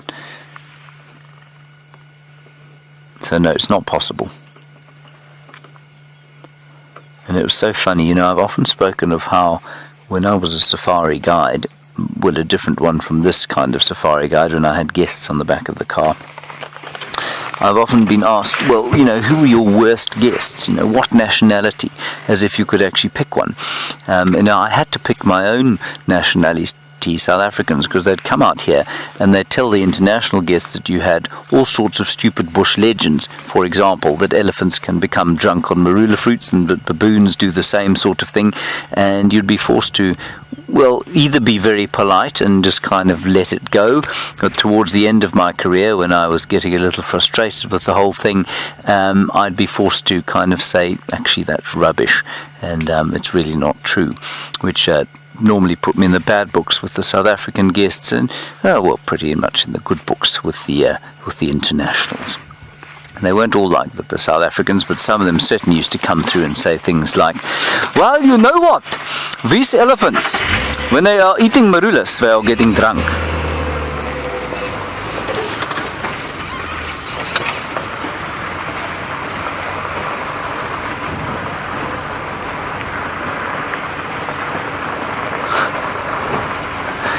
Hello, Steve. You say a blue whale's tongue is heavier than 10... how many elephants? 30 elephants. 10 elephants. Right, now that would make a blue whale's tongue then, let's say an elephant bull, 6 tons, would be 60 tons. As far as I'm aware, a blue whale...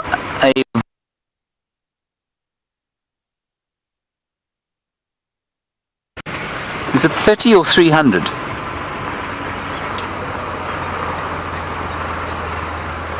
I can't remember if a blue whale's 30 or 300 tons. That's ridiculous.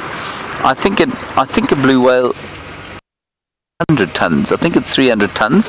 So it would therefore have a tongue that weighed roughly what would that be, Brian?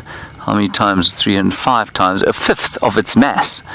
I can't believe that a blue whale's tongue is a fifth of its mass, but I don't suppose it's completely impossible. My tongue isn't a fifth of my mass, is yours? No. Not? No. There's a hippopotamus, everybody. Not related to the blue whale. Well, no more than you and I are. Maybe a little bit more, in fact.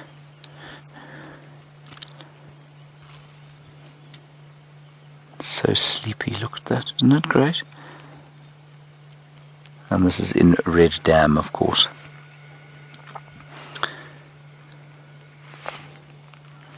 Now, Red Dam has received a much needed input of freshish water from the rain that we've had, I think, as have many of the dams.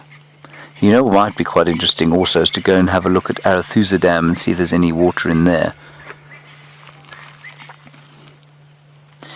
Now, one of the languages out here in South Africa is the language of Afrikaans, and when I was at school we had to learn Afrikaans, and one of the books we did was it was an epic poem called Raka die Aapmens, which means Raka the ape man.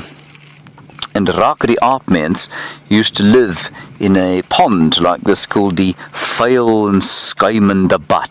And I've always thought it's a really nice way to describe a pond or piece of water that is slimy and full of muck. And that is what this is, a Vuil en Skuimende Bad. Don't you think, Brian? Very much so. Yes. He's got a shiner. He doesn't really, everybody. That's just what his eye looks like. Isn't that cool? That is great. The nostrils there. Well, we're talking about whales, and the reason I'm a little bit... I did used to know this, and I've now forgotten it, with the advancing age. Whales did not... whales came... The ancestors of whales were on the land, so when mammals evolved, they evolved from the reptiles on the land, and then some of them went back into the water and became the dolphins and porpoises and whales, dolphins, porpoises and whales, I knew what I meant, into the water. And I think around about the same evolutionary time, I think the ancestors of the hippos did the same sort of thing. So the whales and dolphins and porpoises did not in fact evolve in the water.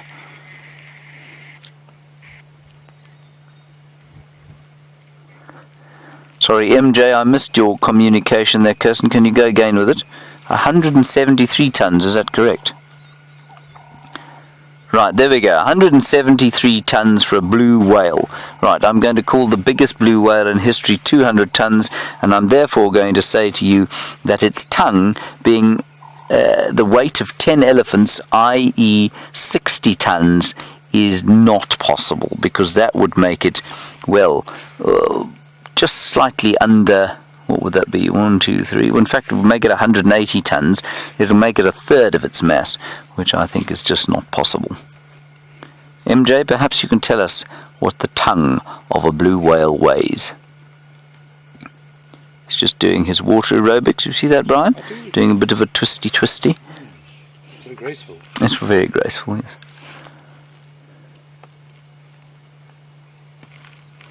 Right, let us move on from this hippopotamus. We're going to sort of do a foray down, I think, towards Arathusa Dam. I'd like to have a look there. I've heard nothing on the radio over here at the moment. Goodbye. On we go.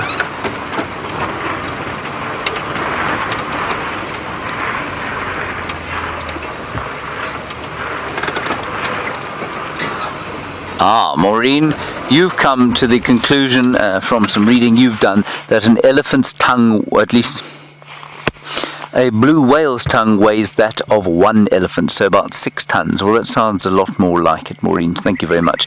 Let's us across to Jamie Patterson, find out if she is braving the chance of rain on Cheetah Plains or heading back for Djuma. Well, we have avoided getting soaked in Cheetah Plains, and we have actually raced away from the lightning to find ourselves back on Djuma once again. And it seems as though it is an elephant-filled afternoon, and I, for one, am definitely not going to complain. For a couple of reasons. One is, of course, that I absolutely love spending time with these amazing animals, and we're getting the most incredible views of this young bull as he goes about demolishing the guari bushes around him. The second reason is because I happen to think that elephants are very, very good at predicting what the weather's going to do. And of course, the famous story of the terrible earthquakes and the fact that before the 2004 tsunami, all of the animals, the birds, they seemed to know what was going on long before human beings did. But I've actually seen it with my own eyes with a herd of elephants before, where, there's a waterbuck that's coming for a drink. Let's have a look quickly, and then I will tell you my elephant lightning story. Big waterbuck bull coming to drink from one of the few remaining puddles, although they might actually be added to, as if we do get the rain. Oh, that one puddle wasn't very nice. This is obviously a slightly better one. Well, most of the puddles at the moment are now pretty much mud-filled. So for the animals, the water isn't all that delicious, but it's still a huge relief for them. Oh, look at that. Just imagine as it sinks into that, what kind of tracks it's going to leave as he sinks into the mud. Big drink. You'll notice all of our antelope species, all prey species, don't drink for too long in one go, especially when they're on their own like this. Now, he's got to remain alert. He's got to make sure that even when he's got his head down and he is at his most vulnerable, he makes sure that he never loses his focus for one moment and potentially is at risk of something sneaking up to him. And off he walks with a muddy moustache. Lovely. Right, so the story I was going to tell you, I'm going to try and reposition to get a view of I don't think I can actually. I think this is going to be as good as it gets. As I hear thunder booming off to the north of me, that was what had me worried far more than the prospect of rain. And that's because as South Africans, all of us have stories to tell about lightning. South Africa does have does get very severe thunderstorms. And I was once sitting with my parents on a cloudy day like today, but without the deep black clouds. It was just a bit overcast, and we were sitting at the lodge where I worked, watching the elephants move about the riverbed, feeding peacefully, a whole herd of them. It was probably about 50 or so. And then all of a sudden, there was this low rumble from one of the females. You know that sound, that deep brrrr sound. And just like that, the elephants ran, and I mean sprinted out of the riverbed and melted into the bushes. And as they did that, there was this massive flash of lightning that hit a jackalberry tree not far from us, and a huge rumble of thunder. And they knew, I'm convinced, and it was out of nowhere, it was out of the blue. There was not a single sound of thunder that I could hear, at least with my human ears. that those elephants knew instantly that there was something to be concerned about, and they ran. Animals do get struck by lightning, just like human beings do. I also once came upon a scene where there were sort of 10 dead impala all spread out around a tree that had clearly been struck. So it does happen, particularly with giraffe. These animals obviously know how to go about avoiding it, and I don't know whether it's the sounds that they hear or if they pick up something in terms of increased electricity in the air. I don't know what it is, but I remain convinced that they know when there's a build-up and when there's potentially going to be a lightning strike, because I've seen it. And so I feel quite happy while we sit here with this young elephant bull. It feels like probably the safest place to be. I feel like he'd tell us if we needed to skedaddle. He looks perfectly at peace, though. And it's certainly a lot lighter here than it was on Cheetah Plains.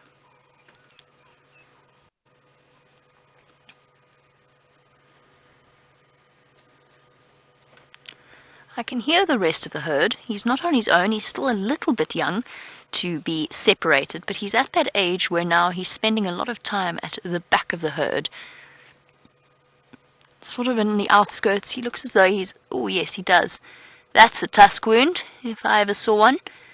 Somebody's poked him in the bottom with a tusk. It must have been quite a forceful blow to puncture an elephant's skin. An elephant's skin is unbelievably thick. Nothing too serious. It's basically just a flesh wound. For an elephant with skin as thick as his, that's the equivalent of a little graze or something similar.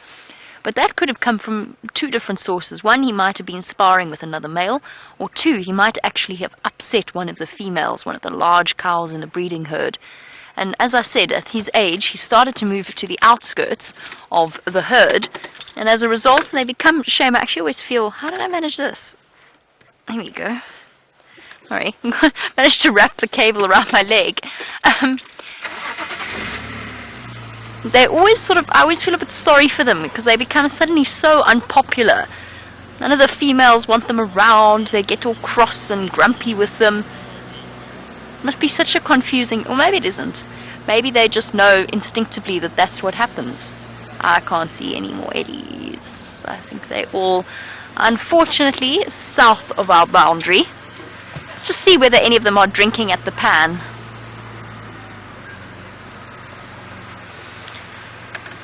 And it gives us a really nice opportunity to look at the tree that Penny Pine has asked about in terms of elephant strength. So as always, Penny Pine, it's lovely to hear from you.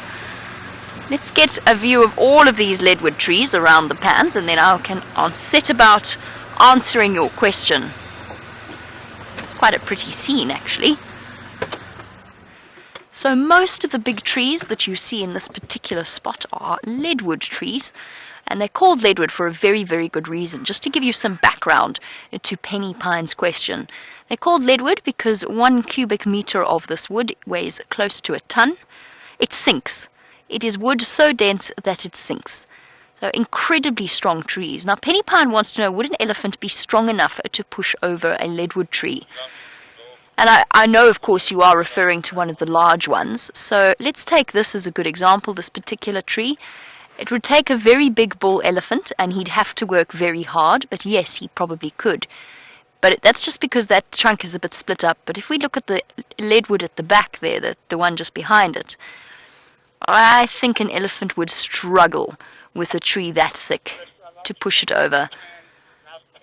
I mean, I could stand corrected, you might find, because they are phenomenally powerful animals. But I don't think that it would manage terribly well. And the same applies to some of the other large trees. Even a large knobthorn would be very, very difficult.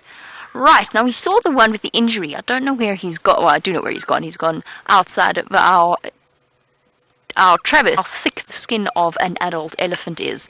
And you're looking at probably about 4 inches, if not more. No, I think about 4 inches would probably be a reasonable estimate. It's very, very thick, and that's just basically including the dermis and the epidermis, and not really the subcutaneous layers of fat or anything like that. So it's really, really very thick, and it's very, very tough. But those different layers, of course, have blood vessels and capillaries running through them. The wound hadn't gone right down in below those 4 inches of flesh. It's why there was a little bit of blood there. It's just nicked some of the surface level capillaries. Right, let's go off in search of more things. And since the weather is blowing in from the north, I'm sort of aiming to get slightly closer to home. I think it's going to be a political thunderstorm. I really do. I think it's going to be all noise and no action. I know what we'll do. Sorry, I got distracted there by the smell of the water buck. We'll go check on our barbet nest. Let's go and see if they've had any success, if our gentleman crested barbet has managed to excavate his nest site any further, or if perhaps he's managed to convince his lady friend that it's a good place to lay some eggs. Oh, traffic jam.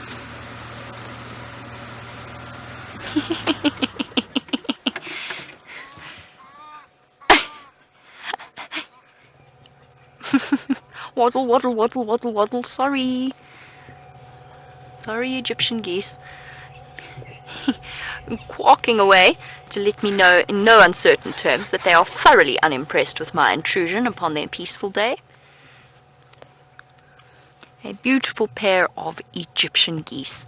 Not a rare bird, we see them all the time, but still I think they're incredibly pretty to look at. And they're right next to my barbet's nest, so sorry Egyptian geese, I'm going to have to get a little bit closer to you. Waddle, waddle, waddle, waddle. I'll go nice and slowly, give them plenty of time, since they've decided they're going to run away from me. Very noisy birds. There we go.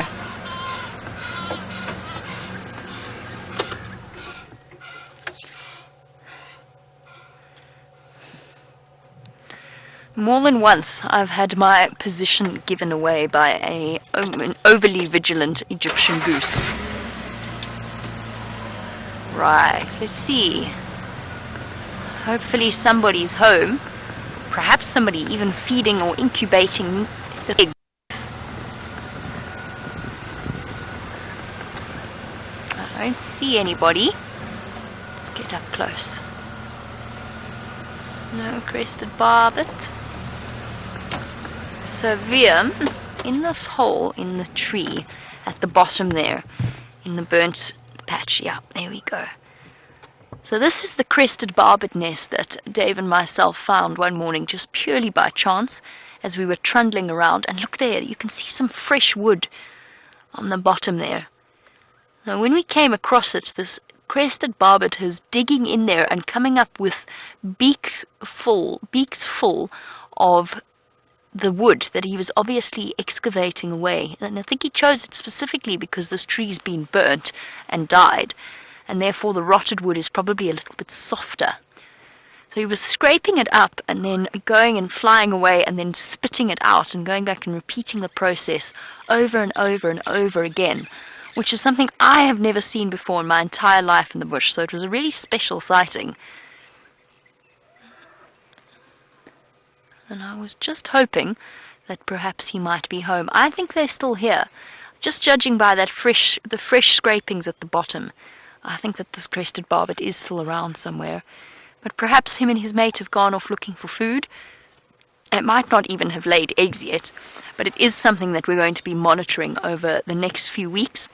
It'll only be, once the eggs are laid, it'll only be an incubation period of maybe about, I'd say, 2 or 3 weeks before those eggs hatch. Maybe even less, actually, for a crested barbet. I must double check the exact incubation period. And then there's usually about maybe just a couple of weeks until that little bird that's born blind and bald is ready to leave the nest, to fly, has fully fledged. So it's an incredibly short period of time.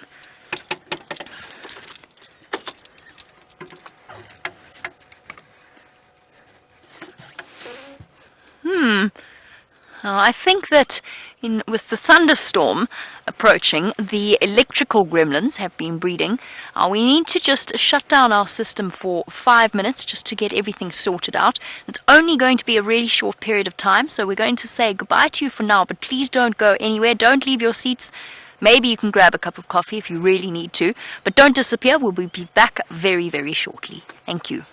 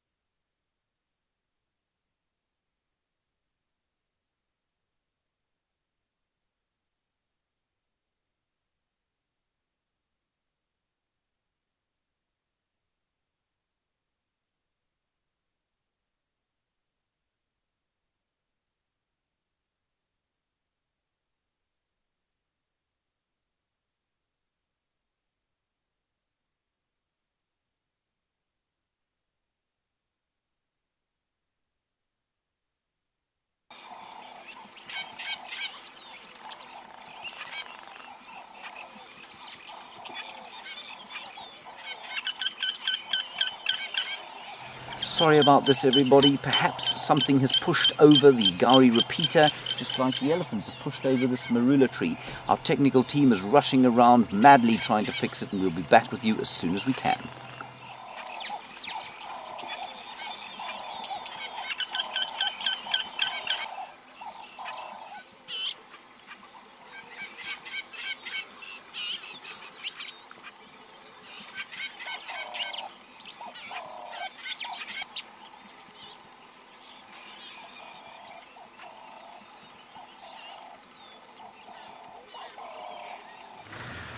And welcome back on our sunset safari.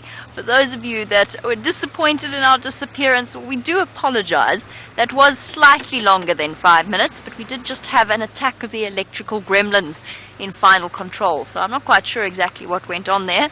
Something happened, like something's just happened to my spotlight. You must be joking.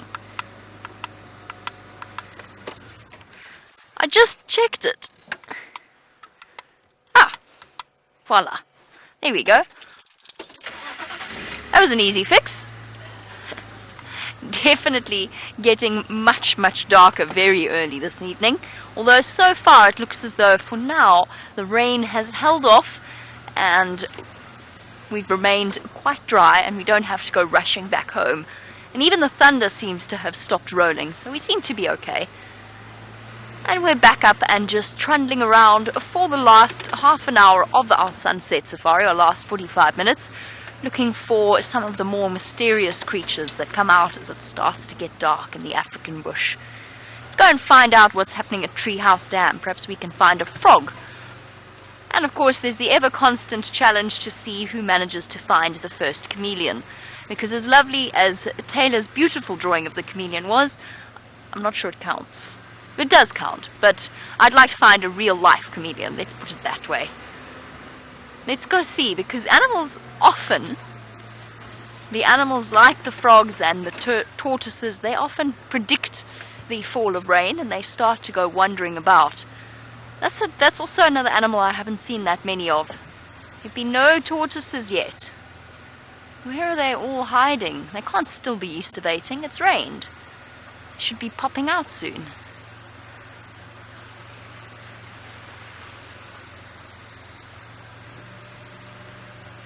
I'm sorry that our plan with Thandi didn't work out. We'll have to try again tomorrow. She definitely, by the way, to get back here, obviously I had to go past her. I couldn't stay, I couldn't linger, partly because I was racing the lightning, and secondly because there was another vehicle in the sighting with her. But I did see she does definitely have 2 impala, not just one. And she's done a really impressive job. Obviously she caught one, dragged it there, and then by chance another one just happened to wander by. It's amazing how opportunistic these animals truly are. But she definitely has 2 kills, and if she does manage to keep them tonight, then hopefully by tomorrow morning she'll still be there and we'll have another chance to get to see her cubs. You just have to wait. It's just playing a game of patience for when she decides to call them out while we are there.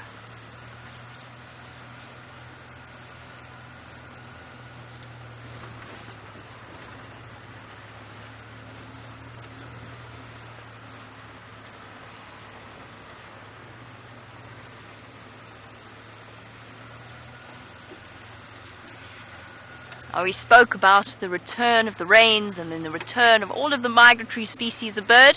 Ashley, no sign of the woodlands kingfishers just yet, but it's not too long to wait. I'm sure they're going to be back in the next couple of days, if not weeks, and we will be seeing them once again. Now, for those of you who don't know what woodlands kingfishers are, a beautiful, brightly coloured bird with a very powerful bill. And it's really a typical sign of summer, or sound of summer, that chuk churr sound. There we go, Treehouse Dam. There's now more sort of treehouse mud wallow. There's not that much water. And I don't hear any frogs. It's not really actually a good spot for the frogs unless the dam fills up more, because the vegetation is quite far away from the water's edge. Let's try another pan. Let's go across to the treehouse pan. While I go off in search of frogs and other amphibians and reptiles, let's go across to James and find out what his plans are.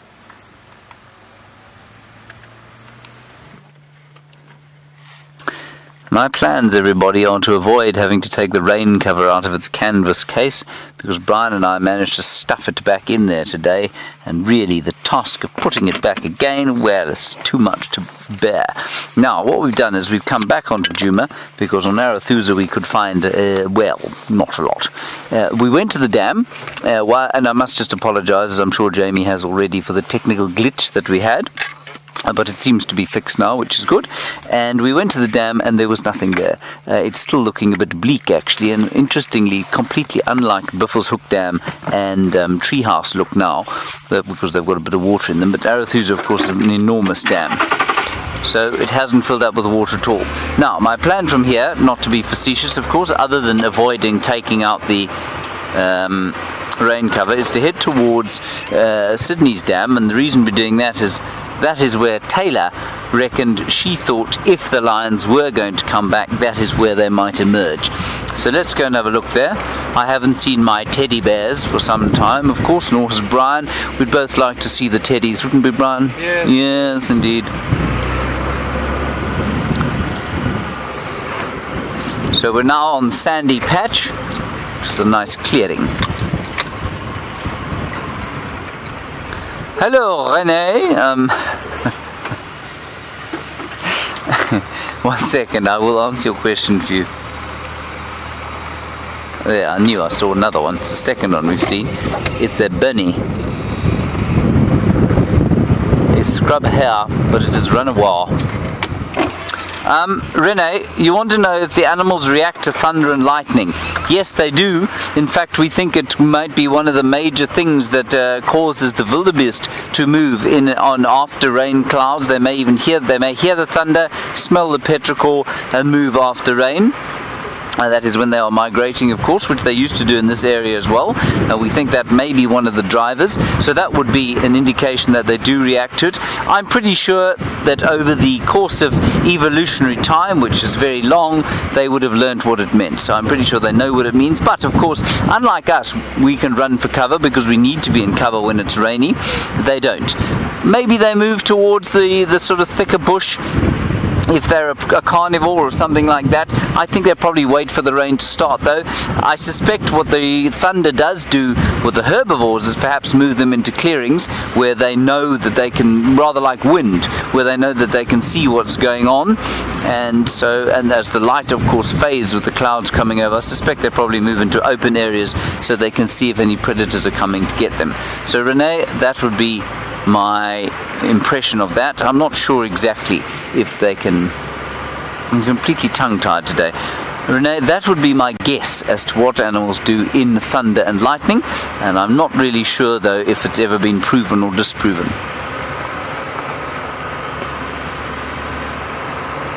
Oh, Brian, do you hear what I hear? Well, you would have to be deaf if you didn't, of course.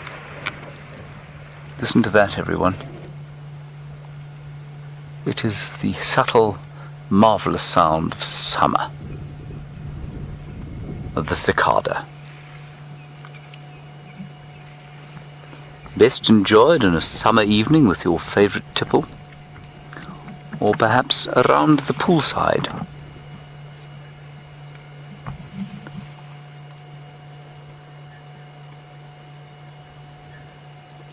Oh, that's lovely.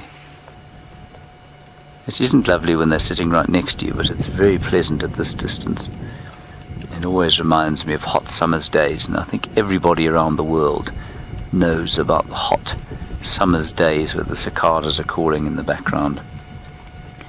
And the first time I heard of this beetle, well, it isn't a beetle, it's a bug. And the first time I heard of it was reading My Family and Other Animals by Gerald Durrell. It was a wonderful book about an English family that moves to a Greek island called Corfu, and ever since the descriptions of those long Greek island summer days, and ever since the descriptions of those days and the cicadas, I've always thought of warm, peaceful summer days when I've heard the cicadas, as opposed to blustery, quite cold ones like we're having now. It is almost dark, Brian. I shall have to see if the spotlight is working. Right, I'm surprised he's still out. Stefan is still out apparently, and apparently he is now playing with a termite mound. I don't know how one does that, but go and find out from him.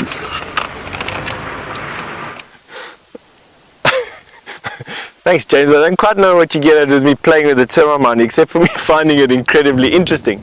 So yes, we are back, and we are on foot on the bushwalk here with myself, Steph, and we've come to one of my favorite termite mounds on the whole property, this particular termite mound, and it's always just a hive of activity. It's been closed now for probably about 3 months, and by closed I mean that the chimney that this has been cemented closed by the termites in an effort to keep the inside of this particular termite mound warm. Now, they average out at about 27 to about 32 degrees centigrade, which is very hot in actual fact. And coming up here today, just sitting on the leeward side of this particular termite mound, it's hot. The hot air is coming out of these tiny little holes all over the place, and actually sitting here it's noticeably warmer, and by noticeably I'm saying a few degrees warmer than on the other side of this termite mound. The wind is now obviously blowing into my face, but equally, it's the most wonderful hay, moisture, wet, fungusy smell. It's like breathing in the inside of a forest right here. It is just such a fantastic thing.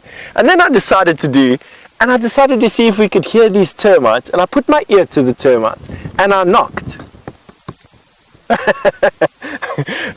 What happens is these termites think that I'm a predator, and the soldiers bash their heads against the substrate to call up more soldiers, thinking that it's going to be broken into. And they use their heads, they tap, tap, tap, tap, tap their head, and that vibration carries through the termite mound and calls up more soldiers. But because of that, I can actually speak to them.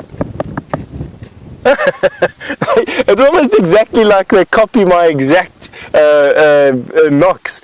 You can hear them all bashing around in there. Oh, it's just such a wonderful thing. I just really like this termite mound. I'm expecting them to open their chimney at any time, and I expect them to do it right here. This is the thinnest part of the chimney. It actually washed away a little bit like this. This is going to open up over here, I think. You can see it's all closed up now, all cementy, and I will be visiting this termite mound over the next couple of days and the next couple of weeks, absolutely, to actually see what happens. They should be opening up any time now. It's springtime. But anyway, while we carry on over here and try not to get lost in the dark, I'm going to send you back over to Jamie for an update. That's definitely not something they want to do, is get lost in the dark. Luckily, between Herbert and Steph, they're pretty much a veritable compass combination. I'm certain that they will be absolutely fine on their way home. Oh, while they sort of head in the direction of home, we're heading out towards Zoe's Road to check out the bush baby nest to see whether or not anybody's home this evening. We've got a better chance than we did the other day because it's a little bit cold this evening, as you may have gathered by our constant references to the weather. And as a result, they might decide to pop out a little bit later than normal. Kind of like our dwarf mongoose on a cold morning, just in reverse. Though at night, it sometimes takes the bush babies on a cloudy day a little bit longer to get going. And that being said, it also means for things like white-tailed mongoose, our nocturnal creatures, they don't necessarily follow that particular practice. And aardvark and porcupine, I say this every day in the hope that one day it'll prove to be true, might decide to come out that little bit earlier, which is why winter is such a good time for coming out for rare and nocturnal sightings. And speaking of porcupine, as I've been driving along over the last few days, I have seen so many fresh porcupine diggings. They do exist. We see their tracks, their quills, their evidence all over the show, all over quarantine, for example, and yet we never ever see them. I've never seen one. VM, have you seen one? You saw one? No, I've seen one. I haven't. Oh, I've seen a porcupine. Have you? A quick sighting of a porcupine. Having a good chuckle. VM, have you seen one? You've seen what? Fair enough.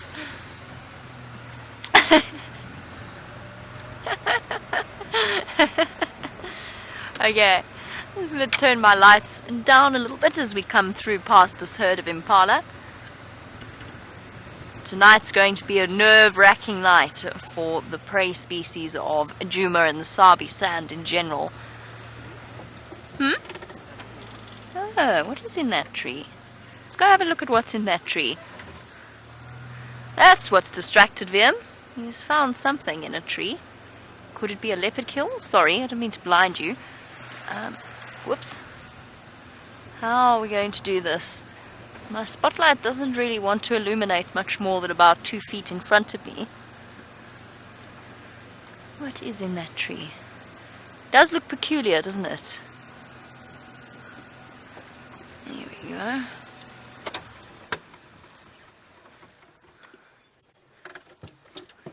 Now doesn't. What is it? Is it just a weird fold in the branch? Yes. A weird growth form of this particular tree.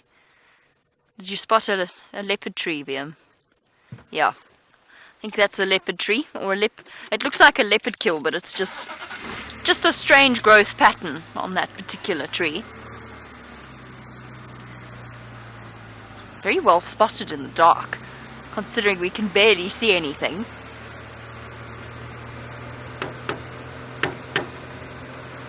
I don't know if that's going to help at all. With my spotlight... Oh, it did. Huh. When in doubt, smack it. Usually helps. Oh, hello, guys. Brenda says, please find us a porcupine. Brenda, I would love to. Promise you, the day that we find a porcupine, I'm going to be so, so excited. Presumably they have been seen on the live drives before. I would have thought so. Surely at some point in the many years that these live drives have been running, if you've seen a brown hyena, you must have seen a porcupine at some point. You know what I'd really love to show you, Brenda, and all of the other porcupine lovers? I'd really love to show you a baby porcupine. They are utterly adorable.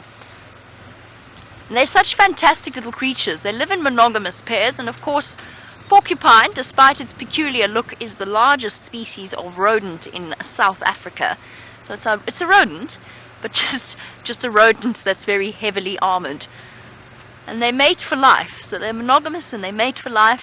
And they mate each and every single day in order to reaffirm that bond between the male and the female. She only has about 2 sets of babies a year, if that, usually once a year. And they really are little miniatures of their parents. It's really sweet. Oh, I'm going to crash the car trying to do this with one hand.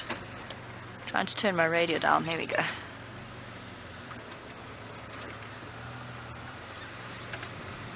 Yes, I think, Brenda, porcupine shall be this evening's mission.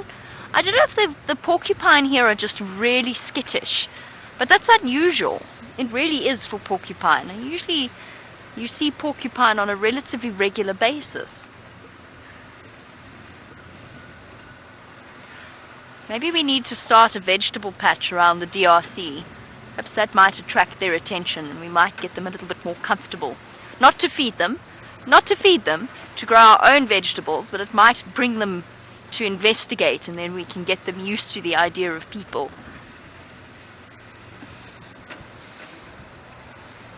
You have to work hard, though, to create a veggie patch in a place like this. You have to dig some serious foundations. Oh, wow! So Lady Macbeth says she saw a porcupine once on Africam. That's interesting. I'm curious to know, Lady Macbeth, which of the Africam cameras it was. Africam, of course, is the beginnings of Safari Live, and they have 24-hour live cameras set up in all kinds of amazing places. Kwamaratani and Pilansberg, and I can't remember the others. There's some in Kruger, Pete's Pond, lots and lots of different spots. Something that I used to do when I was a student in England, listen to Africam. Our lewd lions, on the subject of porcupines and their pair bond, you wanted to know how porcupines mate. I'm tempted to make the old joke of very carefully. but we'll try not to. No, in all seriousness, it is a little bit of a tricky process. So they essentially back up towards each other, rather than the traditional mammal approach, where the male mounts the female. In porcupines, they have to be quite careful, and they've got to sort of reverse backwards and figure out the logistics from there. So they do, as I said, mate every single day. Maybe they skip the odd day, but for the most part, they mate every single day. Okay, as I get towards my bush baby nest, let's head across to James, find out how his exploration of the evening is going.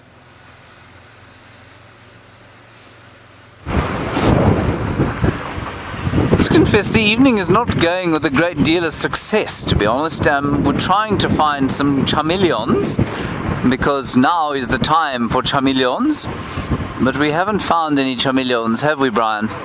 Not one chameleon. We have found much wind, much blowing of leaves in the wind, many impala, 2 waterbuck, but I'm afraid not much else. But we shall keep searching voraciously. And as Michael, you've asked the right question. You've said, can I find you a genet? Because what happens now, of course, is that the guide becomes quite nervous because he can't find anything in the darkness. So he says, well, what we could be looking for, everybody, are civets and genets, and he always says those two together. And so, Michael, we could easily find a genet. Well, we might. I haven't seen many here, but in the last little while we've been spotting a few more than we have normally, and I know Jamie had a very nice sighting of a genet the other day. I haven't seen a genet here, but we'll do our best. In the treetops they might be scuffling about, looking for nesting birds. They might eat an egg or two, possibly a scorpion or scorpion. Oh no, there's a tiny, tiny little leveret. Oh, I'm just going to put a wash of light on it. It's just to the... I can't see where you're looking. Are you... To the right. Are you on it? It went in there, yeah. It went in there. A tiny baby little scrub here, everybody, about the size of a squirrel. Let's have a quick look and see if we can't spot it. I don't want to give it a fright. Well, it's really got a fright. No, let's leave it. Anyway, tiny little scrub hair, about that big. Very sweet, Brian. And then once you've discussed what you could possibly see at night, normally on Safari Live, if I'm feeling particularly nervous about not finding anything, we go into the different spotlighting techniques of the guys that we have here. And I have yet to see Taylor operate a spotlight, and so that's quite exciting, isn't it, Brian? Have you driven with Taylor in a spotlight before? I haven't. No? Gosh, that's something to look forward to for both of us, isn't it?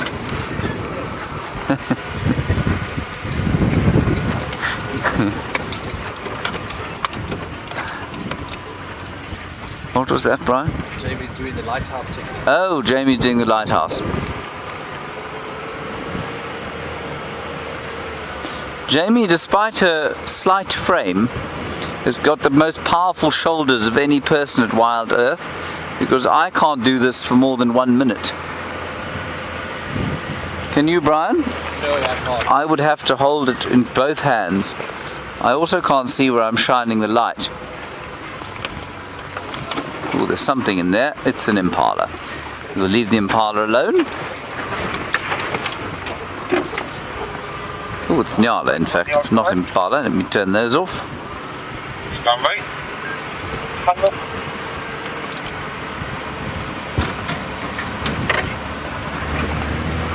Right, up we go. We are now approaching Gari Dam. I was hoping maybe one of the lions would pop out to have a drink here, or maybe even a mvula. Or maybe a genet, Brian. Possibly even a civet, or a chameleon, or a honey badger, or a porcupine. An aardvark. Everybody, you must never say aardvark because it's just not nearly as satisfying as saying aardvark. Try it, Brian. It is a wonderful feeling, isn't it? Yes. There are a few words out here. Aardvark being one of them. Gymnosporia buxifolia, another one. A great old favorite. Ziziphus. Ziziphus.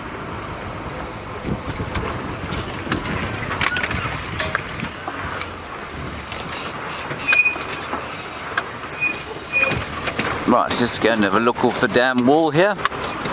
Hold on tight, Brian. A bit rough on Rusty. And as I said to many of you while we were in Kenya, I didn't think I would reach the day, there are some impala there, we're not going to look at them because they will be startled by the light, that I missed Rusty.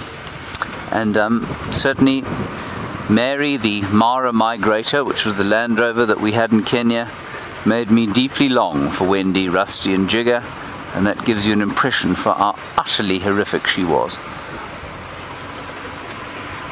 Still, she did the job, I suppose.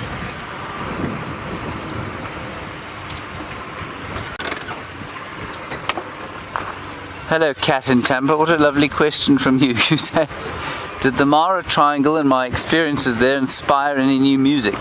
It has certainly inspired a number of emotions which will, I've no doubt, in the next few weeks translate into some kind of music. Yes, Cat, thank you for that. It normally takes me a little while for my body to process. Obviously the emotion is raw, and then the body processes it, and eventually it comes out as a tune or two, probably a couple of weeks later. So yes, thank you, Cat. Great question. I shall make sure to play it at a five-side chat if that emotion does translate into anything worthwhile. Brian, do you see something shining at the base of that log? Right at the very base. In front. Oh, you don't. Hang on, let me move the light a little bit. You got it there. What do you think it is? A spider. A spider? Good grief, a hunting spider. A wolf spider, everybody. Its eye is much more shiny than its size. It's quite impressive, really, isn't it? That is a spider. How cool is that? Alright, I think that was an amazing spider sighting, but let's carry on. A diamond glistening in the green grass.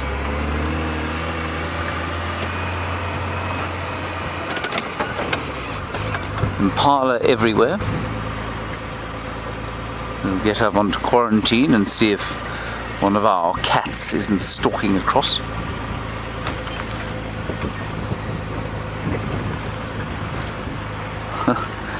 Valeria, you want me to share one of my favorite Mara experiences with you. Well, Valeria, I'm going to assume that you watch the shows, and therefore I'm not going to talk about the, not banalities, but the, I kind of ran out of, not expletives, what's the word I'm going for, Brian?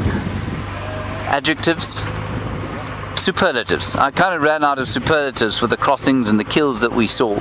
So I'm going to say that one of the experiences that perhaps we didn't get to share with you on the camera because we were driving around trying to do the crossings or the lions or something like that would have been one of the days that, or one of the sightings that we had that Geraldine certainly remembers from watching the other feed, and it was a sighting of a Maasai giraffe, the Giraffa tippleskirchie, which I quite like that word too, Brian. Tippleskirchie. Say that a couple of times.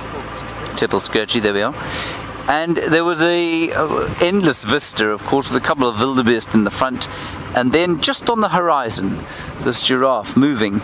And in the background, you had a bit of sky, and then you had the great Olulolo escarpment. And it was those sorts of experiences, Valeria, as the giraffe moved across, that were just so quintessentially African, quintessentially what made so many people around the world fall in love with African landscapes.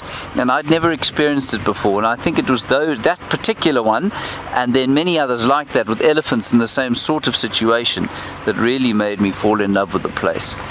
So far more than the death and destruction, which was very entertaining at times, but the peacefulness of those sorts of scenes just seemed very timeless indeed. And those are what gave me the greatest thrill, Valeria. Thank you for that question.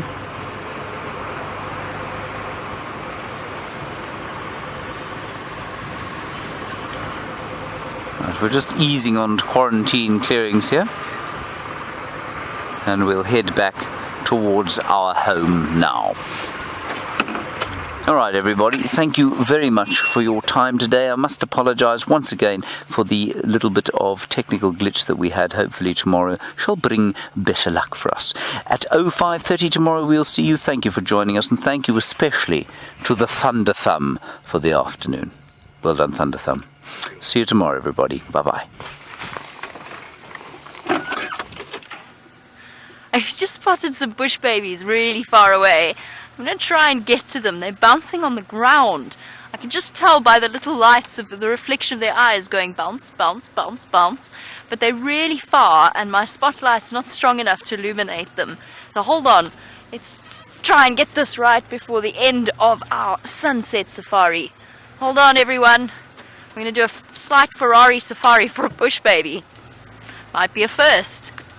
There's so many of them. There's about 5 of them all clustered around that tree. That's why I'm racing there.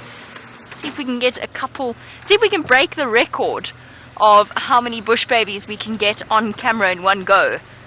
I wonder what the record is. Let's see if we can break it. We'll set one. We'll set a new record. We might not have found a porcupine, but I'm going to try and get this right. Hold on everyone. Bumpy, bumpy.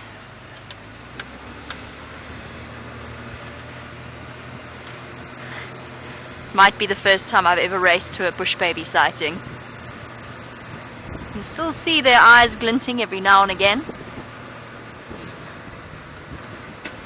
About to give my shoulders a workout with my spotlighting technique. I see you. I see you. Aha. No, don't go, don't go. I see you there, right in the middle of my spotlight.